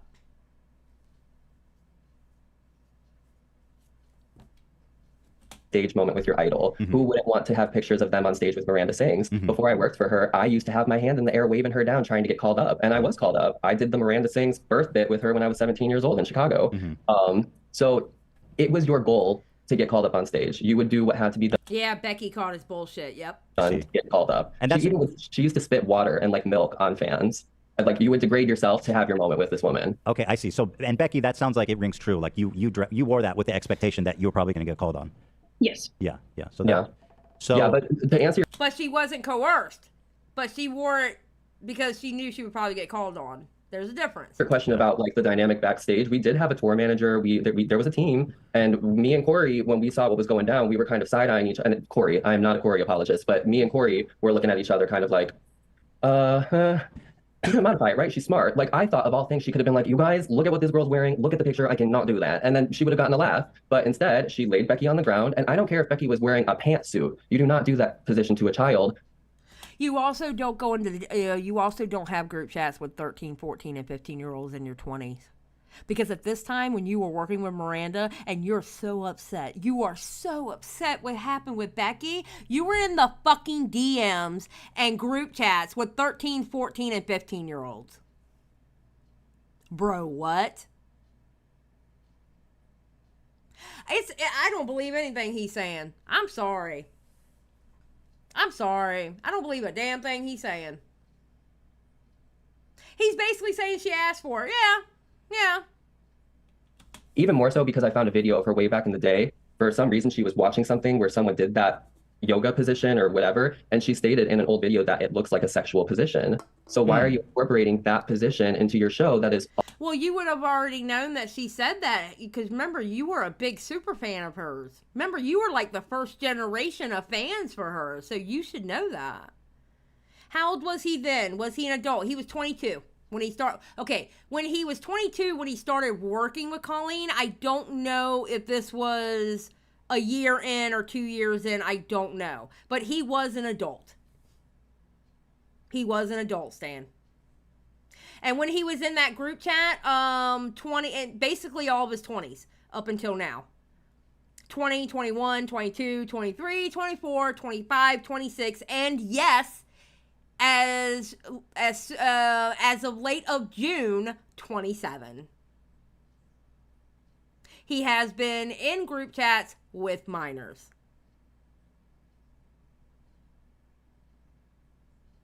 Yes. all ages, according to you. And according to the box office. Yeah. And her reaction after the fact, she got off stage and it was the instant hot topic. What had happened to Becky that night. They really? Talked about it afterwards. Absolutely. That's how I know there was drama. Yeah. Oh. Yep. They talked about it backstage or during the show? No, backstage. Okay, that was okay, interesting. So what were people saying about it? Well, Colleen got off of stage and was kind of like giddy about it, kind of like, oh my God, did you see what she was wearing? And we were kind of like, yeah, you gonna do something about that? Like, you need to either remove, I think it was Eric especially, because, you know, I had to kind of know my place. I was already getting the seniority thing held over my head, so I couldn't say much unless it was things involving me. But, you know, Eric, if memory serves me right, he was pissed. The tour manager, if memory serves me right, was like, I want this segment removed. I can't believe a damn thing he's saying. I'm sorry. He has told so many lies. I don't know if this is true or not.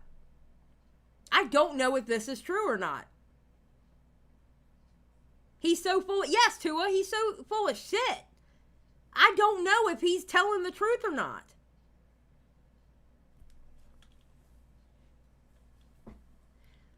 Yes, Blue, I believe he did. Blue goes, I wonder if he pretended to be a victim so no one would think he was in those group chats. Yeah. I think he tried to hide. He's just really bad at it. Moved or changed. And she thought it was filmed for YouTube?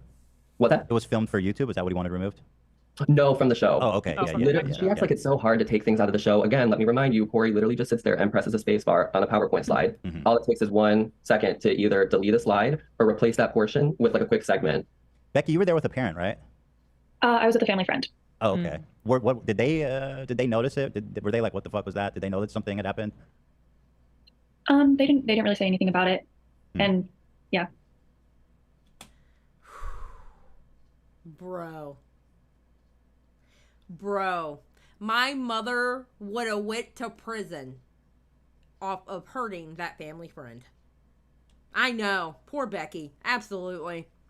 100%. It's fucked up. Interesting. But you had mentioned that when you were leaving the venue, you felt like, when you say men were looking at you, mean like the dads that were there with their kids? Yeah. Yeah, Becky was the one that was wearing like a jumper where it's like shorts, but they're they're shorter shirts, not short shorts, but they're shorter shorts. And she had like the spandex underneath or whatever. Yeah, she's the one that Colleen spread her legs open. Yeah, that's her right there. Yeah, because mostly like any older men over like 20 would be a dad. Although I do remember that there was this one guy who was really looking at me who did not seem to be a dad. He was like probably like 26 or something, and he was just by himself. And at this venue, you had to leave like the audience place by going down an elevator. So I was in the elevator with like my friend and then other Merfandas, but then there was like some guys who were definitely looking at me that in ways they were not looking at me before. It was like gross. That's weird. So that's so bad. That is so bad. I guess, Johnny, I want to ask you, I want to move on to, I want to talk to Oliver a little bit about these text exchanges with Trent, her brother. And Johnny, had you ever met Trent while working for? Not while working. I actually had a friendship as a minor with Trent. where I had hung out with him once when I had turned 18 with a few other friends. We were doing a road trip in California and we stopped in Santa Barbara, and she made plans with him to hang out, and I was like, okay. So we did, and it was fine. But in hindsight, very weird. Even though we were adults at that time, we had developed this bond with him as kids, and it just didn't really add up and make sense. And then he also would go to shows all the time. He'd be active in shows. I heard someone say that it's been said that he never was at shows, but he was. That's what Colleen, or somebody had said that, right? Or Colleen said that he wasn't at a lot of shows. Well, if he was at the shows, then you would know that because you worked for Colleen. Right, Johnny? Right, Johnny? Sashi? Johnny was 17 for 3 years straight. I don't know how he did it. He has a time machine in his basement. It is absolutely amazing that Johnny was 17 years old for 3 years straight. Like, I would love that time machine. Can I go back to at least be... Okay, I'm on YouTube now, so I don't want to go back to my 20s. I was way too angry back then. If I could go back to, like, 30, all right, and stay 30 to 35 for at least a good another 10 years, I would be so happy. I need that time machine that Johnny has. I literally need that time machine Johnny has. Okay? You know, I'm coming up on 50. I would love to not hit 50. You know? Just saying. Just throwing it out there. Yeah, I read that somewhere, but that's not true, is it? No, that could be debunked because I even posted a picture of Corey. You can see in the reflection, it's like Colleen and she's like smiling and she's reading us fans. But Corey didn't realize he's in the reflection and he's just pouting. But on the other side of the reflection, you see Trent. And that picture is from 2013 2013. So he's been going to shows forever. He's been a part of the family scene. So Oliver, I want to ask you, how did you first get in touch with Trent? His computer died, but he is. Can you put it in the group one so I can see the one? Yeah. Trent is her older brother, right? What's their age difference? Yes. You know, honestly, I'm not sure. I think Trent is, well, actually, wait, Oliver said, how much older was Trent than him? Like 10 years, maybe? Oliver's, no, 20 years. That wouldn't make sense. 20 years older. So I believe Trent would be 39 now, almost 40. Yeah, famous birthday says 38 and Colleen 36. Okay, yeah, I believe Trent is the oldest, or maybe their brother Christopher is the oldest. Then it goes Trent. Yeah, Oliver's computer died. Then it goes Colleen, and then Rachel is the youngest. What do you guys think about this? I noticed that in the chat log with Oliver, Trent says something like, oh, my family says I'm not supposed to be talking to fans. I find that really odd, especially considering that he kept attending shows. So they knew he had this tendency, and he was still allowed to attend the shows. I don't know if that stood out to you. Well, they also had conversations like that on bus tour because he's been in hot water plenty of times. On bus tour, I remember we were in an Uber to Mall of America one day, and I use these specific details because I feel like it's important in case Colleen or any of them are watching. No, you just want more airtime to talk and bullshit people. All right, hold on one second, guys. I'm going to get myself a drink. I will be right back. Okay? Give me a second. Ooh.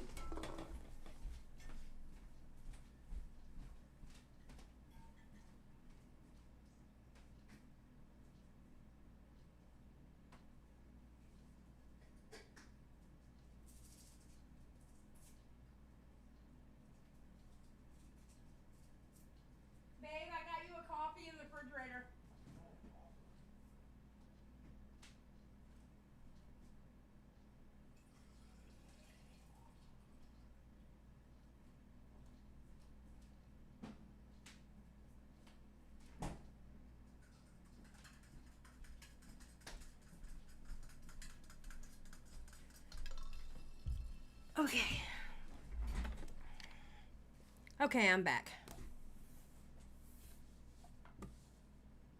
You know, I'm going to have to do more live streams during the day because it was really nice doing this live stream and not have Pumpkin bother me the whole entire time. I'm going to have to do this more often just for my own sanity and Pumpkin not bothering me. You got me coffee in the fridge too, Xylie? No, because you ain't my man. Okay? If you were my man, you would get coffee in the refrigerator. Thank you very much.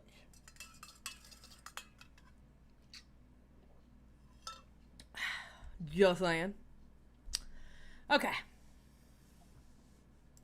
This, I need a refresher. We were on our way to the mall, and I remember she had been talking about, it was kind of like the generation in between Colleen's Cookies and the Weenies. There was a generation in between there, and some of them have kind of spoken, but a lot of them haven't yet, maybe. But there were a lot of group members in there having isures with Trent. With Trent, so yeah. He had a history of being a creep to... I can only imagine that a lot of people didn't talk, especially after 2020, because they saw what happened to Adam. All right. There was literally a constructed takedown of Adam from a lot of big YouTubers. It was literally a bunch of huge YouTubers at the time and their fandom. Just for Adam. So I can only imagine that people didn't want to come out after what happened to Adam. But here's the difference between 2023 and 2020. It's a new generation.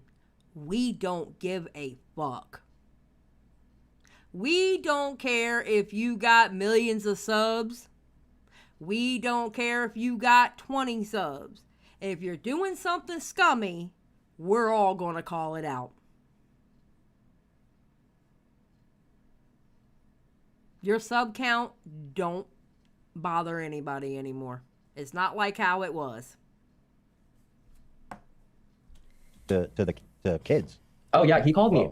He granted me the name Xmas sucker when I was 16 because in his words, I was sucking on a sucker.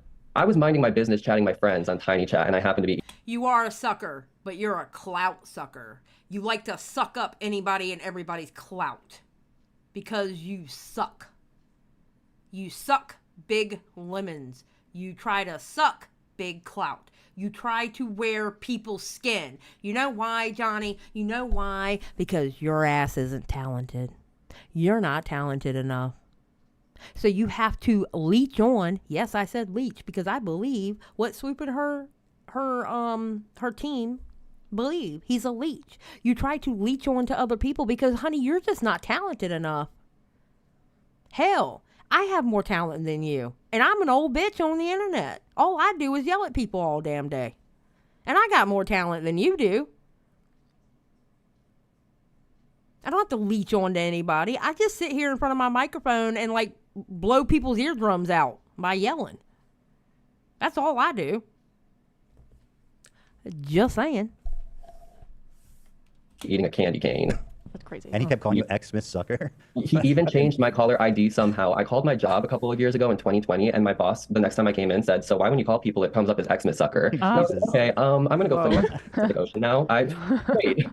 So Oliver, now that you're back, I wanted to ask you. So how did you first get in touch with Trent? How did you guys connect? Right. So basically, at the time when I was a big Colleen stan back in the day, everyone wanted follows from not only her but also her family. So I DM'd all the, or not DM, sorry. I tweeted all the other family members. I tweeted Trent asking him for a follow, and he did follow me. And it didn't take long for him to start replying to my tweets. And it wasn't tweets I tweeted at him. I don't think I really tweeted at him that much, like just for, like out of nowhere. But he would respond to like a lot of my tweets, and these are mostly just tweets that I was tweeting out to like my friends that were my age that I made through the fandom. This whole situation is a perfect example why you need to be 18 to be on Twitter. You need to be 18 years old to be on social media. I'm sorry. The more I hear stories like this, the more I'm convinced that you need to be 18 to do this. I'm sorry. If you can save at least one child by making the rule that you have to be 18, if you can save at least one kid from this bullshit, it's worth it. Yeah, Oliver is only 18 now. Yeah.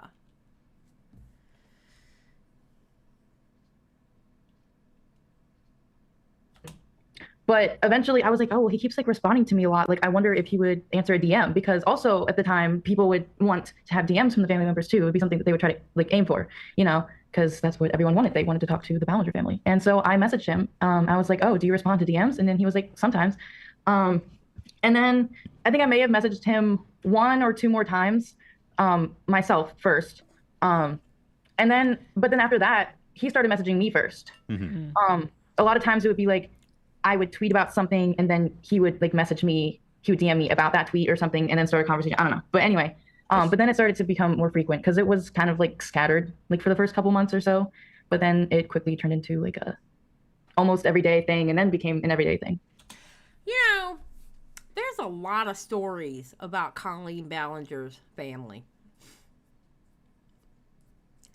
There's a lot of stories out there about the family. Like, it seems like, and this is allegedly, so don't come at me, okay? And if you try to sue me, all you're getting is a desktop computer and an Xbox, because I don't own anything else, okay? Well, and a 94 Camry, all right? You can get a 94 Camry out of it, too. There's a lot about the family. Like, the family seems really, strange, Virgo. Exactly. They seem very strange. Very, like, something's not right. I don't know. It's really, it doesn't sit well with me at all.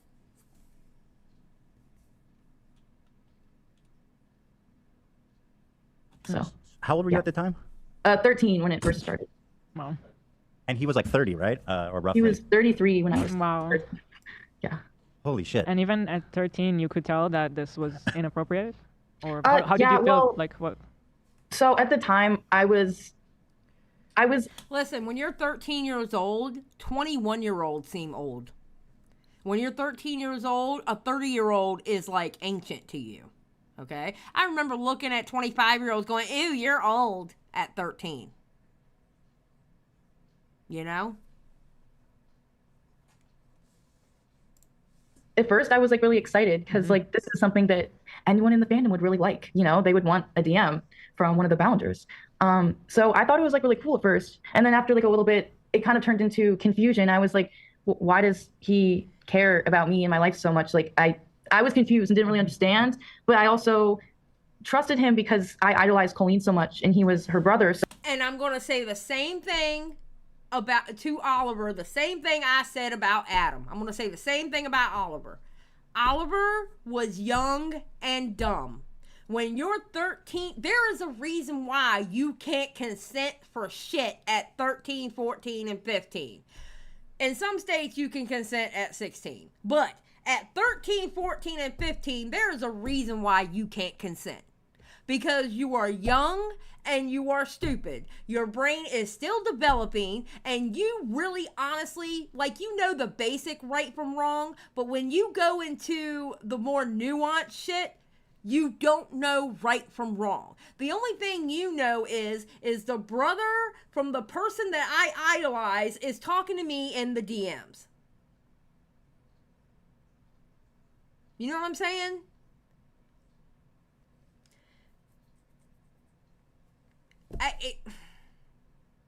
You can't blame Oliver at all. You can't blame him at all. You can't do it. 13 years old, you are so stupid at 13.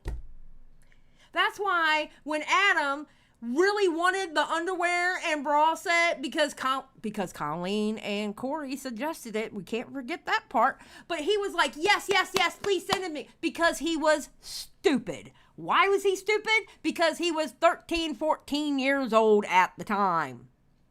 Kids are dumb.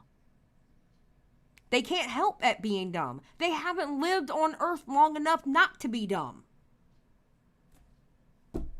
So you can't blame them. That's when it becomes a priority of the adults in the situation on what to do. And as adult in the situation, that motherfucker shouldn't have went into Oliver's fucking DMs. Period. As the adult in the situation, Adam should have never had... Colleen should have never had Adam or any of the other underage kids in a fucking group chat and talking sexual shit. Let them have their own group chat where it's all the minors, okay? Let them have their own group chat, all right? You as an adult don't have to be there. And it's bad enough that if you're in there, it's bad enough that you're in there, but then to go so far and showing the girls how to put in tampons, asking to see Adam's ass and shit like that. No! I'm sorry. The agency is taken away from the minors. You as the adult make that fucking decision. Like, bro. What? So no, Oliver is not to blame for anything in this situation whatsoever. Oliver was 13 years old. So I didn't really question it that much at first. But then later on, I started to kind of get uncomfortable. But even at the time I was uncomfortable, like, it was hard to, like, I didn't really know how to sit with those feelings because I was like... I'm going to be honest with you, Eve. I don't care once they're past 18. Once they're past 18, I do not care. A 23-year-old and a 19, I don't see a problem with it. I really don't. Because at 19, you're old. You're old enough. 18, legally, you are an adult. Once you hit 18, I do not care if you date a 60-year-old. I do not care because it's legal. I'm going to be honest with you. I do not care.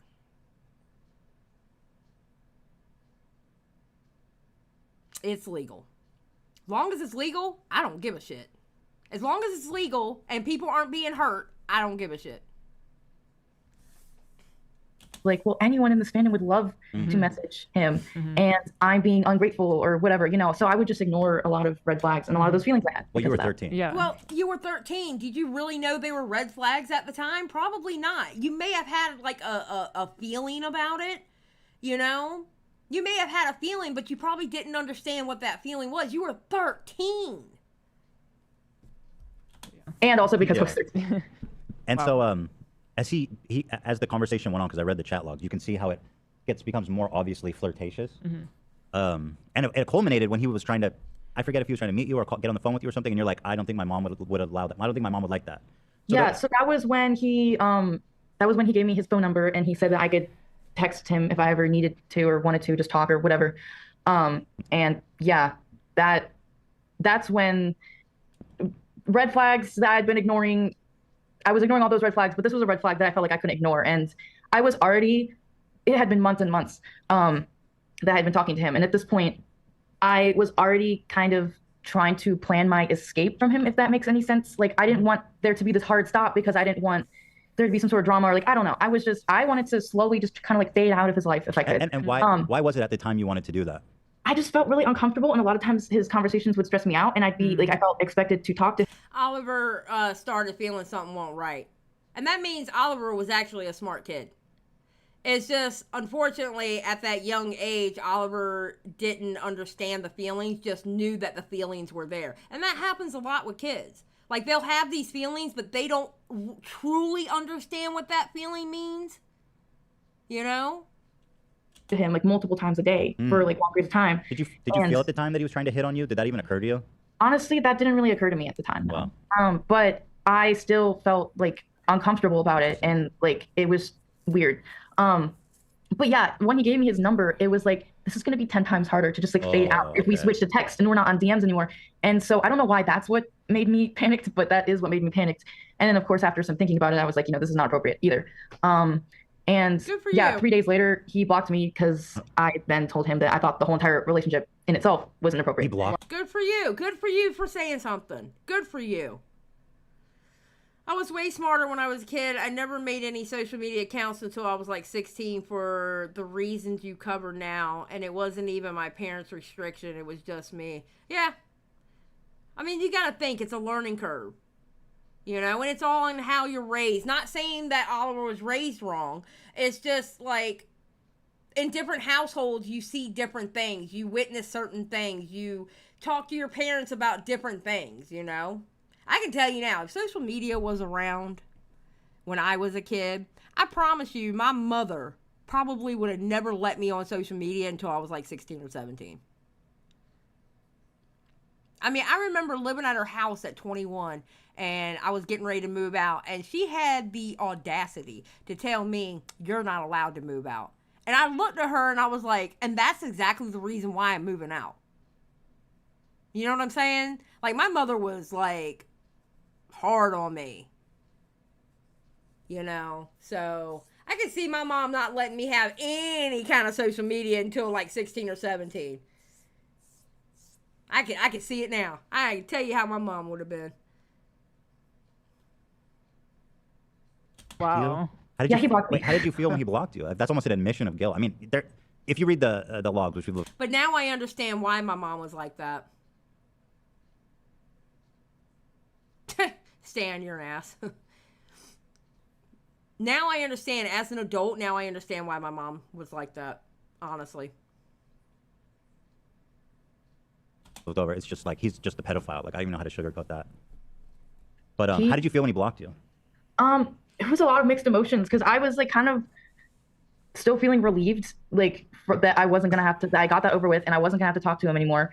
But also it was like, it was still like really, like I felt hurt. Like, I don't know why I felt hurt, but I was like, I didn't think that you were a kid. Of course it hurt you. You were a kid. You went from talking to somebody all the time to them blocking you. Even though you knew something was wrong, it was still one of those constants in your life. You were a kid. I mean, come on. It makes sense why it bothered you. I just didn't want to be talking to him one-on-one anymore. I didn't think that he was going to like try to like block me out entirely. Like, you know? But it almost so reveals I was kind of shocked. It reveals his intentions, really, when he's like, oh, I'm not going to be able to meet up with her and do anything with her. Then I don't want to waste my time talking to her anymore. Or him, I'm sorry. Yeah. No, I mean, at the time I did use she, her pronouns. So, I mean, that kind of makes sense. But yeah, I mean, it was honestly weird. And there was a time where he was telling me that I could go to his apartment when I was older and stay there. Yeah, and I saw that. It's so gnarly. Bro. So I honestly, like, I try not to blame myself because I know it wasn't my fault. But I look back and I'm like, how did I not realize that? Holy shit. Johnny did take from Oliver's story. Oh my God. Oh my God. No, this is so bad. This is so bad. Johnny, you're such a piece of shit, bro. Oh my God. That was so weird. Like, you were a child. Yeah, it's not right. That's not your part. Part of what's so insidious about child abuse like that is that when we grow up and look retrospectively back, we look at it through the lens as an adult. You're right. And we think, how could I be so stupid? But you can't really see it through the eyes of a 13-year-old. That's what bothers me so much about Adam, when Adam feels guilty about that shit. I'm like, bro, you were a kid. You were literally a child. You have nothing to feel bad about. When he talks about how guilty he felt, I'm like, bro, what? Adam, you were a baby. None of these kids did anything wrong. None of them. They were babies. Again, and it really, you know, it's just completely not your fault. I mean, you were literally a child, you know. So, but it is interesting. He must have been talking to other kids. Like, oh yeah, he was. He would also, and not as often, but he would talk to two of my closest friends at the time, and also talk to them about me. Oh wow. Oh it was weird. Yeah. Like one time I wasn't responding to him for a few hours and he was basically like trying to get my other friend to like make me respond to him with this video he wanted. It was a whole thing. So do you think, like, looking back at how all that played out, do you blame Colleen or any of them for enabling him to have that interaction with kids?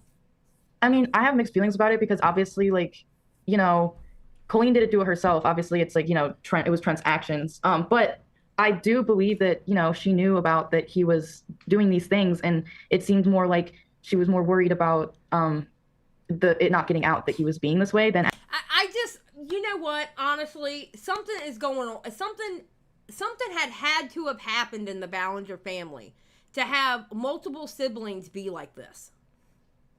Something went wrong somewhere, allegedly in the Ballinger family, where you have multiple siblings being like this. Something had to have happened. Allegedly. For entertainment purposes only.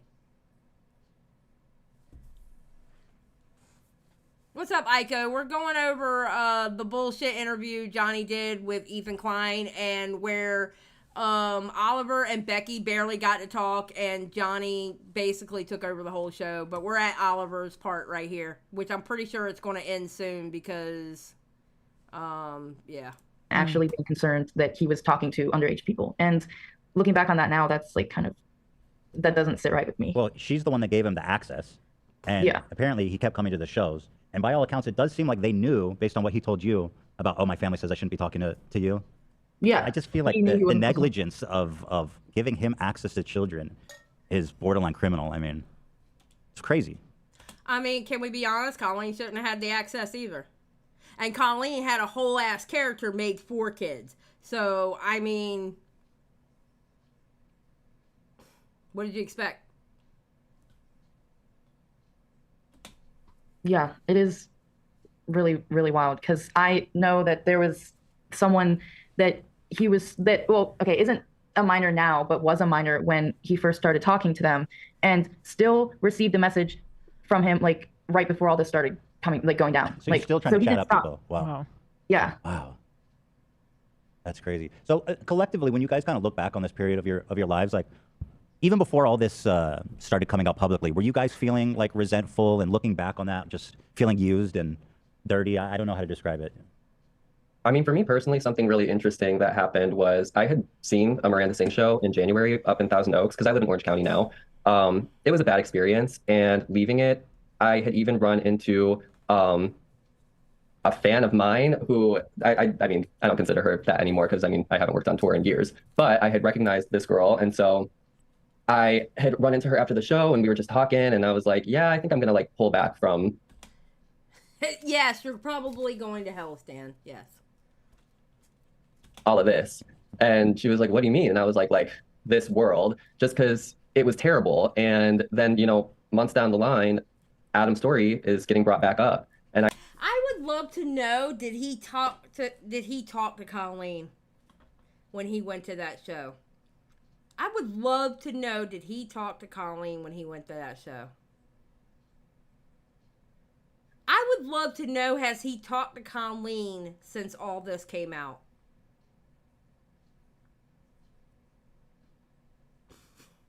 I would really love to know that. I already kind of like I came out of that experience back in January thinking I was going to slowly remove myself completely from these people, just kind of like trickle my way out. And didn't happen that way because I saw Adam was talking about his story again, or I should say his story was being talked about again. So he had to defend himself. So I jumped on the train. And went choo-choo and stole everybody's story for myself because I saw Adam get all this attention and I wanted some of the attention for myself. That's what I did. And I just put the lotion on the skin because I want to wear it, Adam. As much as it was hurtful for me to see Colleen just stand back and watch her friend be really abusive towards me, I felt like as an adult in the situation, I felt like I had let Adam down a couple years ago by not saying anything. And so I feel like I finally had the chance to do the right thing for not only him, but myself as well. And Bro, isn't that the line of 2023? This is the line of 2023. Ago by not saying anything. And so I feel like I finally had the chance to do the right thing for not only him, but myself as well. And that's why I have been so outspoken this time.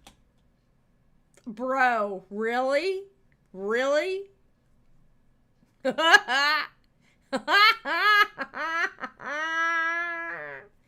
Mister, I was 17 years old for 3 years straight. Time around because the time... Squatching? Same. This guy has given me violent urges. Oh. You know, I wonder if Becky and Oliver had a feeling about Johnny at that point. And you know, Adam was supposed to be in this call, but he was at Disneyland, so he couldn't do it. I bet you this interview would have went completely different if Adam was on that call. I really believe that.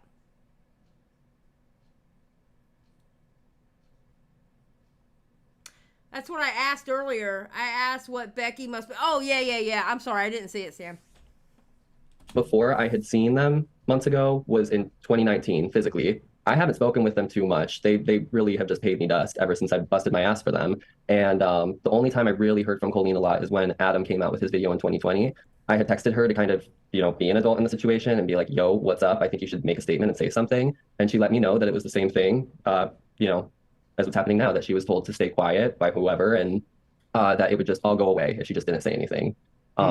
Yeah. But she did. And she lied. And she had a highly edited version of that live stream. And Adam did not. And it was obvious. It was painstakingly obvious that Adam was telling the truth. And then Miss Cody Rants. Miss Colleen Ballinger Stan herself came out with her bullshit video in 2020. And people fell for it. And Adam dealt with shit for 3 years. Until Miss Clout Goblin herself made a video for the stand-up. She didn't think anybody else would watch the video. Bullshit. That's why you attached Adam's story to your story, because you knew nobody was going to give a shit about your story. It was Adam's story and the receipts to Adam's story. That was the more important part. Ma'am. She chatted me up for like 2 weeks. I was like a therapist. I received more nudes of Trish. Who are the big YouTubers that defended James Charles? Okay, James Charles is the most notable one.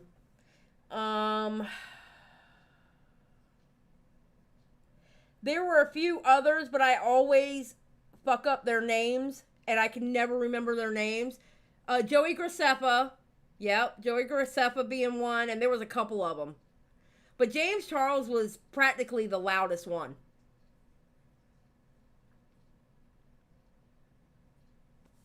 But she was friends with a lot of them. A lot of them. I don't know if Jeffree Star was one, to be honest. I don't know. But James Charles made it a point to go on Twitter and really talk about how Adam was lying. And where's James Charles been since then? James, hello, James, you think you can, step away from your new makeup line? That's not doing that great, by the way. But can you step back from your new makeup line and talk about this, on how you defended her back in 2020? Very loudly, I might add, on Twitter. Can you talk about it? Huh, James Charles? Can we talk about it? Oh, wait, you don't have the range to, because only 2 of those stories was wrong that Deaf Noodles put out. The rest of them were true. And you even have a deleted, which we all have a copy of, so don't worry. But you even have a deleted video where you called 2 of them your victims. So I guess you really can't say anything, can you? You don't have the range to say anything. Just saying. Okay, yeah, that was another thing that you were able to bring to light, because the allegation that she was sending nude pictures of Trisha to her fans was like almost unbelievable. And then you got the screenshots, and it was like, holy fuck. Yeah, that was a conflicting thing, because I had found them on my laptop, and I was like, I got to get these out, but like, I also didn't have a way to privately contact Trish. It was a whole thing. Now I've taken the pictures down because I don't, like, they've served their purpose, right? You liar! You liar! You took them down because Swoop talked you into it. Oh my God, you're such a liar! Ugh. Johnny, you're so full of shit, bro. Oh my God, he's so full of shit. Oh, actually, Aiko, I'm glad you mentioned that. Period, point blank, period. I actually have some period, point blank, period designs. And this weekend, they will be turning into merch. So, Aiko, I will let you know when I get those in. Or when they're ready. Just to let you know. Sure. But it was just in the moment. I felt so gaslit from not only this woman, but so many other people in her circle. I had to get it out there. A part of me was pissed. Because remember, guys, they would do good on Twitter. Remember, he wanted those out there because it would do so good on Twitter. Funny how that works. You know who thinks like that? A fucking Clout Goblin. Not that I need to put these out there because people need to know what Colleen was doing. People need to know. We need to let people know how Colleen is doing. No. That wasn't the first thought. The first thought was, it'll do good on Twitter. A Clout Goblin thinks that way. They think of the clout first before what needs to be done. And by the way, if you're going to drop shit like that, can you please at least edit them better? Because putting a little emoji is not it, okay? That Trish hadn't made a response yet, and I was like, well, that's true, Llama. Anytime Adam made a video, Johnny did too. Yep, sure did. well, I know a way that'll get her too, and well, that's true, and it did work. Yeah, I just really wanted people to take this seriously, and I. Okay, and fuck you, Ethan Klein, for that. Yes, it did work, but the way he did it was disgusting. He should have edited those nude photos better than he did. But then again, Ethan Klein is a piece of shit too. So anyway. New, especially with us coming on this podcast and, you know, history with Trish and everything. Like, I think it's even more impactful that we are speaking on this podcast today. And she just publicly denounced this woman a few days back. You wanted Trisha to be forced to publicly denounce Colleen? In some way, I knew that Colleen was probably telling Trisha behind the scenes that we were full of it, and that pissed me off. Yeah, and she was. And then I think it wasn't, with this situation at least, I think I was a bit irritated by that fact. I was a little irritated that Trish hadn't said anything, and not only Trish, there's plenty of other people who I think should have said something by now who haven't, and that's just my personal opinion. You want to say name? You want to name names? Sure. I think Joey Graceffa, Daniel Prada, Frankie Grande, Glozell Green, all these people who constantly appeared and were very active in her life should be saying something, because I know if I was that tight-knit with a friend back in the day. Well, I'm going to tell you what, Johnny. I'd rather them not say anything than make bullshit lies like you have. Honestly, I'd rather them not say anything compared to your bullshit lies just so you can get in the story and gain some kind of gross fame off of it.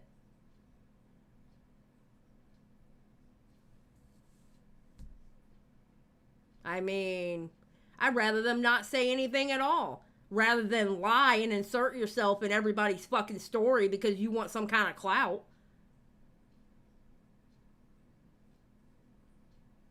Disgusting. I know, they do look miserable, don't they? Like, I feel like Becky's gonna start crying or something. She looks like she's about to cry. Ugh. And these allegations started publicly coming out about them, I'd be the first to say, y'all, that's weird. I'm not about that life. So what kind of statements would... Oh, you're not about that life, bro? You're still talking to the same person that you talked to when they were 13. They are in a group chat with you now. And you have been talking to them since they were 13 years old. Bro.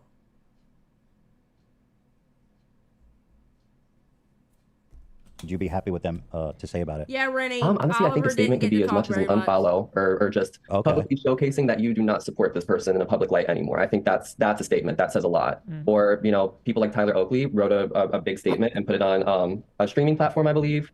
At the time, I wasn't super thrilled with this, but in hindsight, Grace is going through a lot of shit right now. So I'm going to be honest, Johnny, I'm not too super thrilled with you either, especially come to find out that the same thing you were yelling about on Twitter, you have done yourself. And allegedly, it might be true, you've done worse. It might actually be that you've done worse than what even Colleen has done. Like, bro? Question mark? Yeah, he said he wants boys, I mean men. Yeah, Aiko. Oh, no, Aiko, you know I honed in to when he said that. You know for a fact I honed in on that. Because I was like, if that wasn't a Freudian slip, I don't know what is. Listen, and I even had it in my notebook. You should see my notebook. I have little tabs for each section of that of Swoop's video. Good God Almighty. That's very true. What does a 20-year-old have in common with a 13-year-old? Like, seriously, true. Mamrie Hart, Grace Helbig and Mamrie Hart, like, referred people over to Tyler's. Am I making a video overall? No, Aiko, because I can't make videos. I am horrible at making videos. It's better for me to just live stream and tell y'all how I feel. I can't do videos. I was going to do a video on the Thorpes, but I have decided not to do that now. denouncement and said everything he said, we stand by it. And I was kind of like, okay, is that a cop out? But again, I'm good with that. It doesn't have to be this huge formal thing.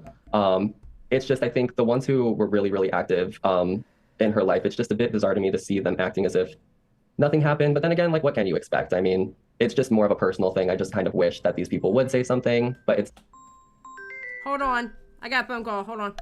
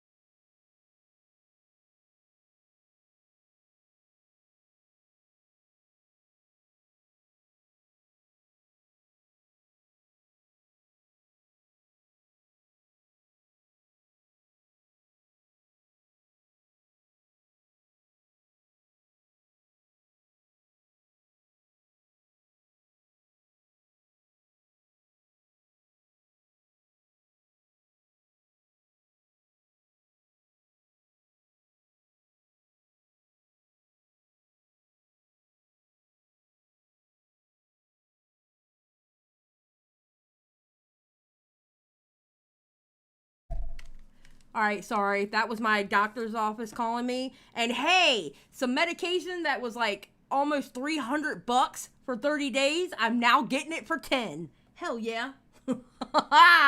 Yes. Okay. Anyway. Woo. My bad. Sorry about that. Wasn't expecting the doctors to call me. I do apologize for that. But good news though, because I wasn't taking that medicine because I was like, I am not paying that much for medicine. So, sorry about that. Let's get back to it. It's not necessarily... Hold on, let me go back a little bit. Everything he said, we stand by it. And I was kind of like, okay, is that a cop out? But again, I'm good with that. It doesn't have to be this huge formal thing.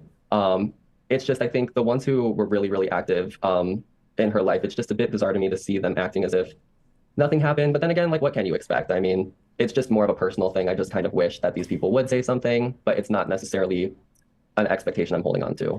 Okay, I have something to say about this, all right? Do y'all notice how a lot, okay, not a lot. I don't know if I want to say the word a lot. Okay, I'll just put it this way. Do y'all notice where you're starting to hear about the older YouTubers during the silver age of YouTube, who you are now finding out were either inappropriate with kids or just some bad things about them that was completely different than what they showed their audience? Like, I mean, is it me or it seems like more and more are coming out to be like, bro, what? You know? It's like, I don't know. It's just kind of crazy. Chat, I know no lore. Why does Xylie hate Ethan? Can I just get a TLDR? Because Ethan is a snake in the grass, and instead of stabbing you in your face, he'll do it behind your back. And he panders to his audience. If people honestly believe that Ethan Klein completely did a 180 and all of a sudden came huge lefty, like not, oh, what is it? Ethan is still, I guarantee you Ethan is still just as spicy when a camera is not in front of him. He panders to his audience. He has pandered to his audience so bad, okay? Now he has the type of audience that if he even misspeaks, they cancel him. His own audience cancels him. Nobody else has to do it. His own audience will.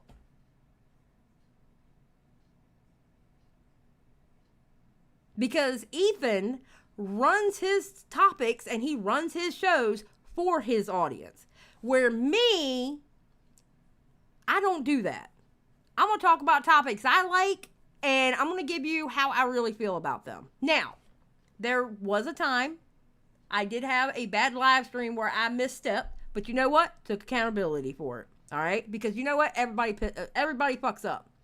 Ethan Klein is a panderer. He is not real. He is not real at all.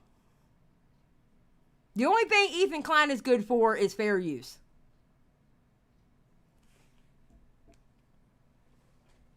Yeah, he accumulated an audience that has no problem eating him alive. Yes, 100% Squatchin'.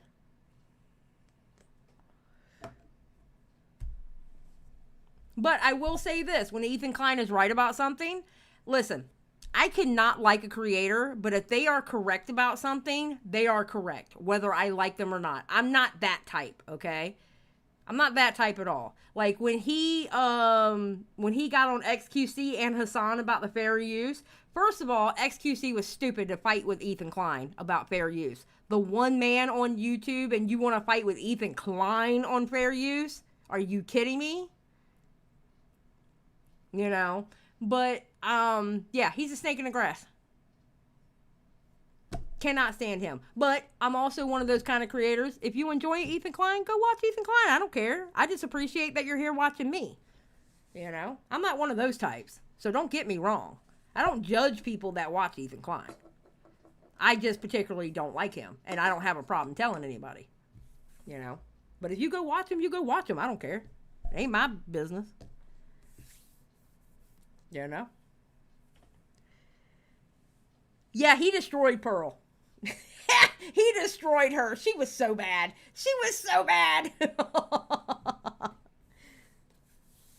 After watching him 10 hours more, you should. I should what? What should I do? I should like Ethan Klein? Absolutely not. Listen. I like for people to stab me in the front when I see it.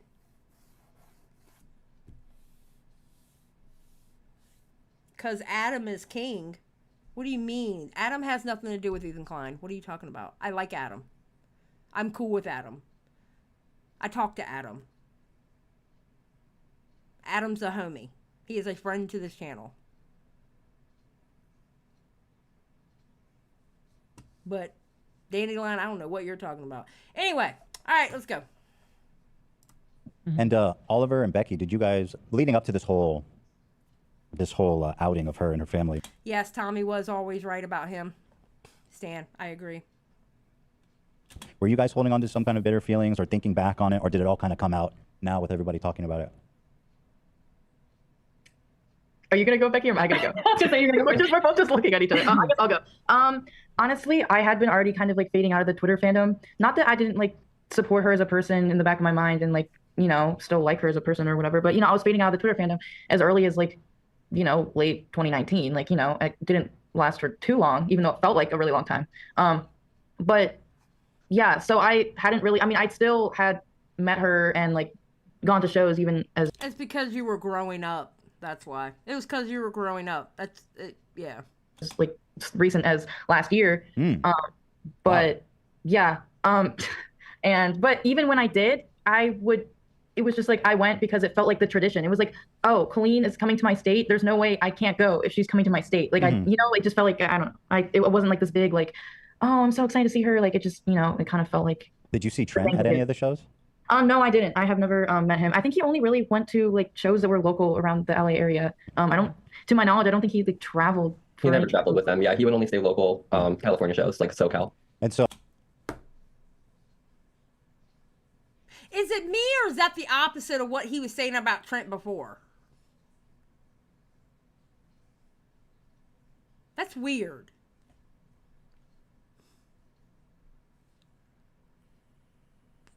So, did you have like this moment? You're like, oh shit, I have this experience with Trent. I should share this.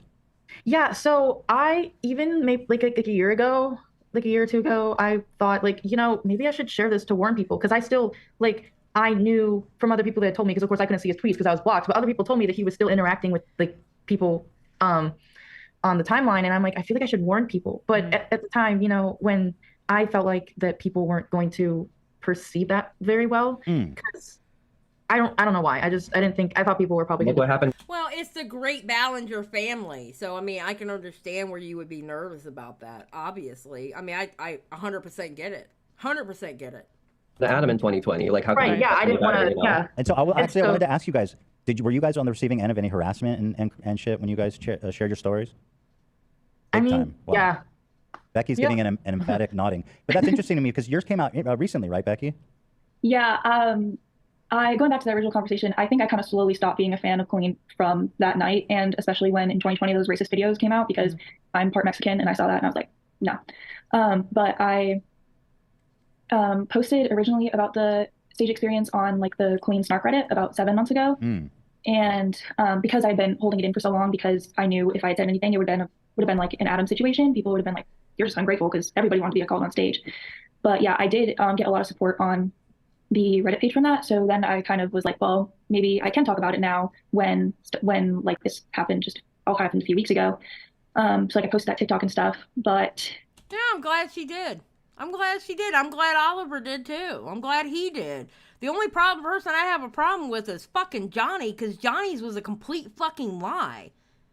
Like, I don't know Joshua's story. Apparently there are things he needs to be held accountable for or whatever. I don't know that, and I won't know that until I see the interview, okay? But as far as Johnny goes, I'm sorry. I sit here and I believe Joshua.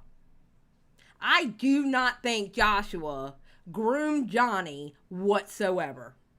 I really, really do not believe that. I don't think Johnny, honestly, I think the most inappropriate thing he did was to give, and Joshua, I think the most inappropriate thing Joshua did to Johnny was to give him his phone number at 16. But again, you have the nuance where the parents were okay with it. The parents encouraged it. They thought their son was doing the damn thing and he was networking. So, while inappropriate, the parents were okay with that, and who am I to tell parents what to be okay with and what not? Because that's their kid. I'm not telling them how to raise their kid, okay? So besides that, where I think, yeah, that's a bit inappropriate, the parents were okay with it and they encouraged it. So as far as the Johnny story goes with Joshua, I think Joshua is innocent. Now, the other stuff, I don't know, and I reserve the right to wait and see what the other stuff is. But as far as Johnny goes, Johnny was full of shit. Honestly. Now, the other stuff, we'll wait and see. I don't know. I honestly don't know. So. Oh, wait. And that one instance, yes, being inappropriate. It was inappropriate. I don't know how old the girl was, like 15 or 16, saying that picture turns me on. But the nuance of that situation is she had a picture of Joshua as her profile picture. So while it was inappropriate to say those words to a 15-year-old, I can see where it was a joke because it was his picture in that profile picture when he said that on Twitter. Okay? It wasn't like it was a picture of her as a 15-year-old on that profile picture and he said that. He said that to a profile picture that had his face on it. Okay? So I see that as a joke. Inappropriate because it was a 15-year-old, yes. But I can understand the nuance of that joke. Again, inappropriate, but I understand the nuance. Now, everything else, I don't know, and I won't know until we see it. But as far as Johnny goes, I think Joshua is innocent. Because I do believe in context. So. I've definitely gotten an insane amount of backlash and people like commenting on my body and stuff of like when I was. Yeah, Yeah, Shay. It's like if I saw well, I do see because I follow them and they follow me. But Xylie gets biased. If I made a comment going, "Hey, that profile picture turns me on," which would be kind of weird because it's a cartoon picture of me. But anyway, that would be kind of weird. But yeah, same context. Yeah. So 16. It's crazy. Wow. That's gross. Are they Colleen fans or just random TikTok freaks? I think a mix of both. I would say mostly random TikTok freaks. Yeah. Yeah, they're the worst. Yeah, some people have been really horrible to Becky. Like, I honestly feel so bad for her. Like, honestly, everyone just, like, give her all your support. Like, she could really use it right now because there are so many horrible people. I think both of you need support. And the sad thing is that motherfucker on the top left didn't give you any support. If anything, he took your stories and tried to make it his own because he's a piece of shit. Yeah, I hope it's not getting you too much. I know that there's a lot of people who are appreciative and support you. And anyone who's saying anything bad is just a total fucking troll freak. I always hate when the people like Colleen, in the situation like in Colleen's or whatever it is, when they say that the victims are just like doing it for clout. It's like, this is really hard to do, what you guys are doing. This is not fun.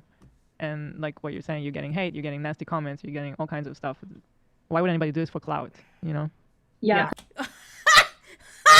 Gila, you don't know what you just said. Oh my God. Colleen, in the situation. Okay, wait a minute. Gila W. Because she doesn't even realize what she just said, not knowing Johnny was exactly doing that. Oh my God. Well, that's awkward.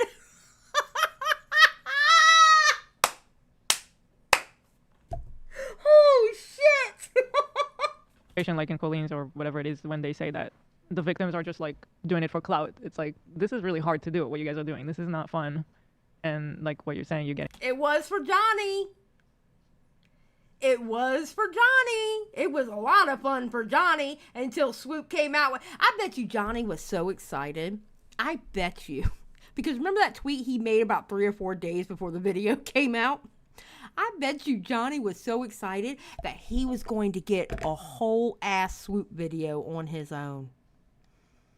You know, he was like, oh my God, I made it. Swoop is going to make a video about my situation. I have made it, guys. And it ended up not being the video he thought it was going to be. If I could be a fly on the wall when he sat down to watch that fucking video and the look on his face watching it. If that's Swoop came out with a 4-hour Uno reverse card. Literally, she came out with a 4-hour long Uno reverse card. It was amazing. It was absolutely amazing. God love Swoop. Gotta love her. I know, right? Missy's like, I know, right? I've never wanted to see somebody's reaction so badly, right? Oh my God. You know what? Oh, how amazing would it have been if he would have decided to do a live stream and reacted to it live and not have watched the video before, and you would have seen him live, his face just all excited and then all of a sudden grim. Oh my God. I would have made that like some kind of GIF for like a donos or something. It would have been amazing. Amazing. Oh man, we can't ask for everything though, right?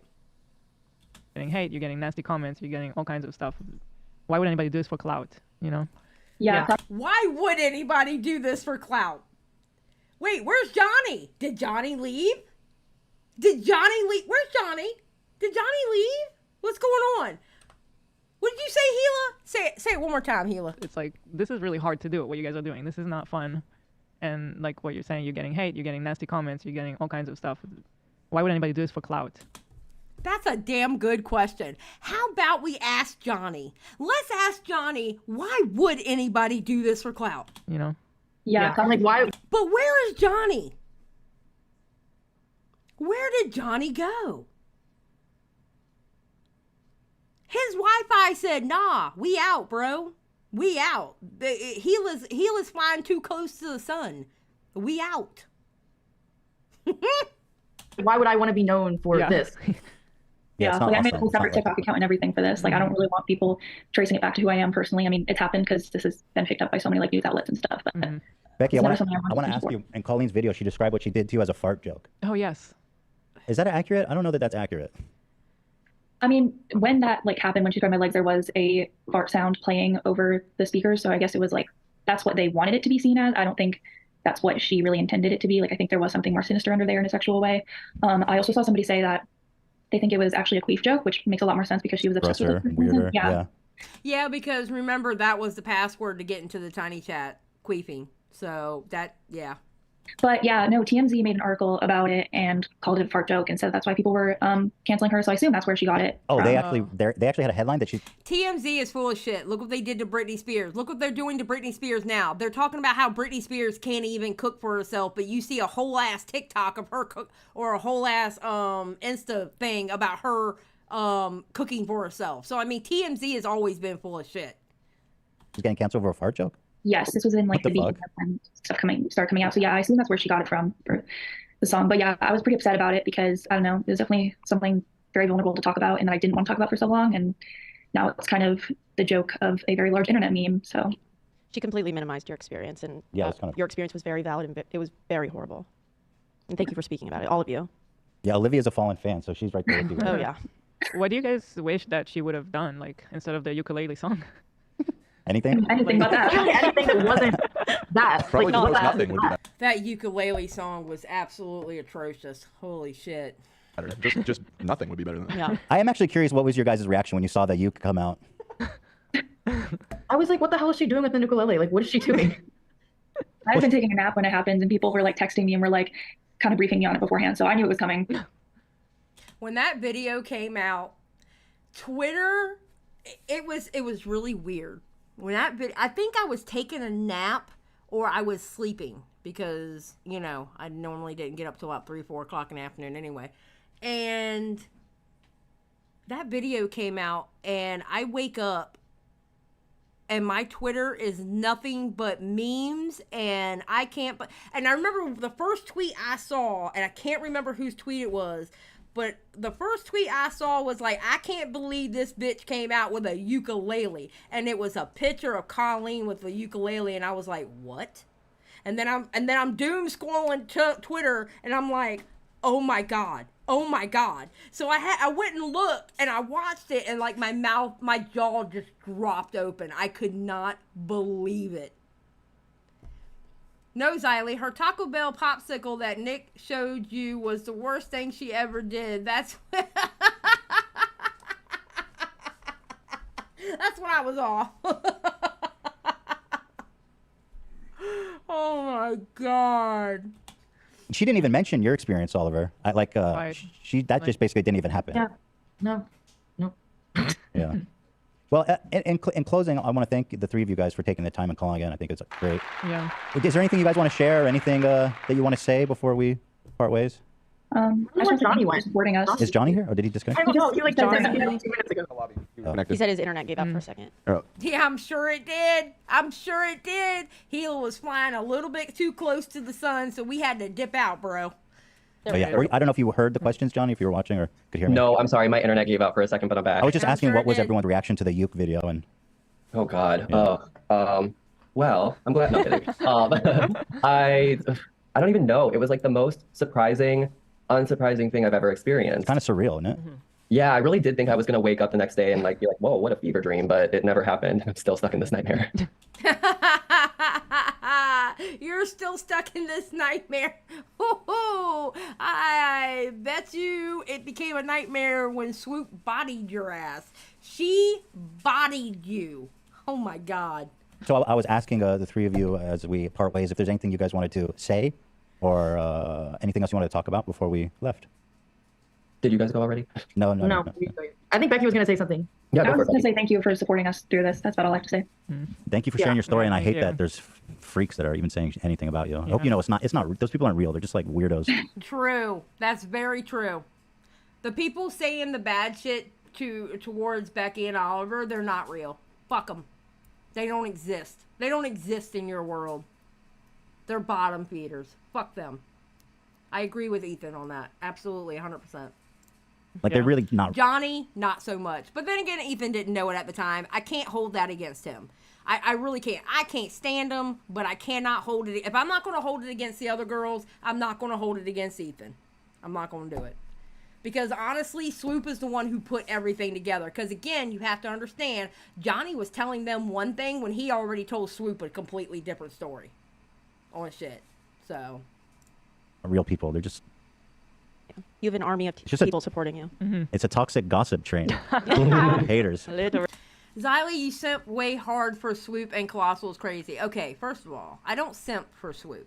I appreciate the fact that she is very thorough and she put that story out there because a lot of people were feeling funny about Johnny and some people actually believed Johnny. All right? They believed he was telling the truth. And what he did was so disrespectful to the actual victims. I'm glad she put it out there. Now, simping over Colossal is crazy. Maybe. You know, I am not going to confirm nor deny those allegations. All right? You just mind your own damn business. All right, Stan? Mind your own damn business. Really? Oliver? I would say something similar as Becky. Just thank you guys so much for giving us the opportunity to speak and use our voices. And I appreciate the support, not only like here, but also like behind the scenes. Like Oliver's so cute. Thank you. Thank you. Thank you. Yeah, thank you for sharing your story. Yeah, if I could Bless their hearts. Bless their hearts. Both of them. Bless their hearts. just add on to what Becky and Oliver have said, the support is the most impactful, meaningful thing because I thought I might have had to hold on to these stories forever and take them to the grave, especially after I had seen how Adam had been treated in 2020. And Bro, please do not sit there and tell me you supported Adam in 2020. Please do not sit there and oh my God. And I never, ever thought that I'd be telling them at all, let alone so soon, and that they'd be so well received. So I just want to thank everybody as well. I want to thank Adam for being a child and getting this started and creating this conversation we're able to have today. And thank you to all of you for giving us the platform and the voices, because without you, we would be shouting into an abyss. So it's appreciated. And everybody watching this right now and being patient, asking the questions. I don't think this is going to be a super linear thing. There's going to be confusion and there's going to be questions that are had, and hopefully we have answers. And yeah. Oh, we got answers about you.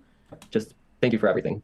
Yeah, thank you for all the viewers and everything. Like, you know, it has been pretty hard. I know all three of us have been receiving like hate all for 3 different ways, but you know, it makes it a lot easier to deal with when you have also an overwhelming amount of support. And I don't think I would be able to deal with the amount of transphobia and just general hate that I've gotten if it weren't for people like affirming me. So I'd like to thank them for that. So yes, and thank you to the people who are actually doing that. Okay. Johnny. On Twitter. Or excuse me, x.com, or where the hell they call it now, okay? At Xylie Gets Real. You can DM me. Okay, bro? Or you can email me at xyliegetsreal@gmail.com. Come on my show. We'll talk to a live audience. I'm pretty sure it's going to be a lot of people that shows up to watch it, okay? So you'll get some kind of clout out of it, right? All right? And I just have very specific questions for you. All right? It's honestly the best way, you know. You need to come on my show and talk to me. Let me talk to you. I promise I won't yell unless you try to bullshit me, you know. Now, if you try to bullshit me, then yeah, I'm gonna get heated, you know. Henrietta's like, much. Oh, man. God, I'm telling you, I want to talk to Johnny. I want to talk to Johnny. I want to talk to him. Damn it. Yeah, exactly, Ann Stan. Yes, Johnny, the chat is Christian Mingle chat. We'll be nice too. Exactly. My chat will be loving and supportive. My chat is full of Christian Mingle people. All right? We're the Christian Mingle channel of the commentary community. You know? Well, Cody absolutely 100% deserved it, Ollie.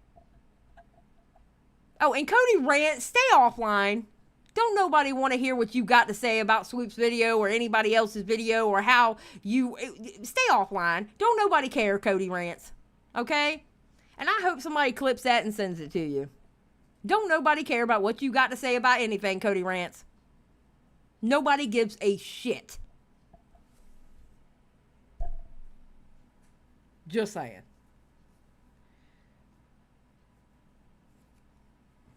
Damn.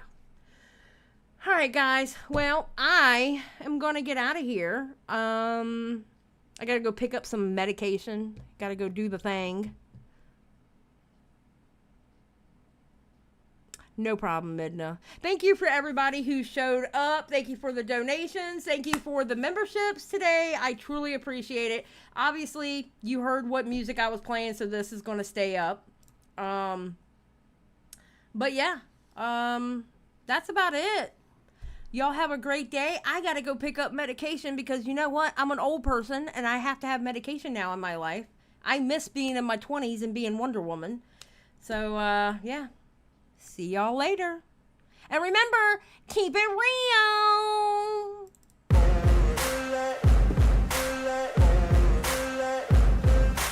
Ain't no motherfucker in this world could do it like me. Open up your eyes and insert a little rising. You don't have to love me, you don't have to like me. Got enough love in myself, in my psyche. You should have the same in your brain nightly. If you wanna taste, bitch, you can fucking try me. If you wanna hate, bitch, you know where to find me. And if you're going hate this, you can fucking bite me. I'll be cruising in my lane fast, call it high speed. I've been working hard, yeah, I've been working nightly. If you think you'll win, ha, not fucking likely. I be taking shots, yeah, cold-blooded, icy. Watching numbers grow is what I call sightseeing. In the front row, run it up when they hype me. The following grows, they know how to ignite me. Call me CEO, I've been running shit right, see. And I ain't playing games, I create my own lane, making pleasure out of pain, turning losses into gains, I'm the boss, I'm making change. I've been rocking this exchange, popping off and risking things, gonna make a fucking name. I just wanna be famous, but I don't want that cheap fame. No, I'm not that vain, I just wanna be greatness. I just wanna be greatness. I just wanna be greatness.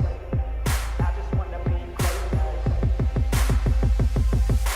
Ain't no motherfucker in this world could do it like me. Open up your eyes and insert a little rising. You don't have to love me, you don't have to like me. Got enough love in myself, in my psyche. You should have the same in your brain nightly. If you wanna taste, bitch, you can fucking try me. If you wanna hate, bitch, you know where to find me. And if you're going hate this, you can fucking bite me. Okay, I'm going off every chance I get. I don't really take a loss, well, I'll admit. That's why I'll make it to the top, yeah, I commit. And no, I'm never getting lost, I get after it. Investing in my own stock, cause it's faster than any crypto hits go, let me spend. Everything that you see is something I invent. And it's only a percent. I'm gonna take shots. If I miss all, forget it. I'll take a fat loss just to learn all that's in it. I'm taking snapshots, learning how to fall and get it. I'm getting back up, always stand tall, don't sweat it. I never back up, I don't miss a thing or regret it. I'm always learning, you could call me academic. I'm always working, never been apathetic. Bad energy is like a poison, needs some antiseptic. Ain't no motherfucker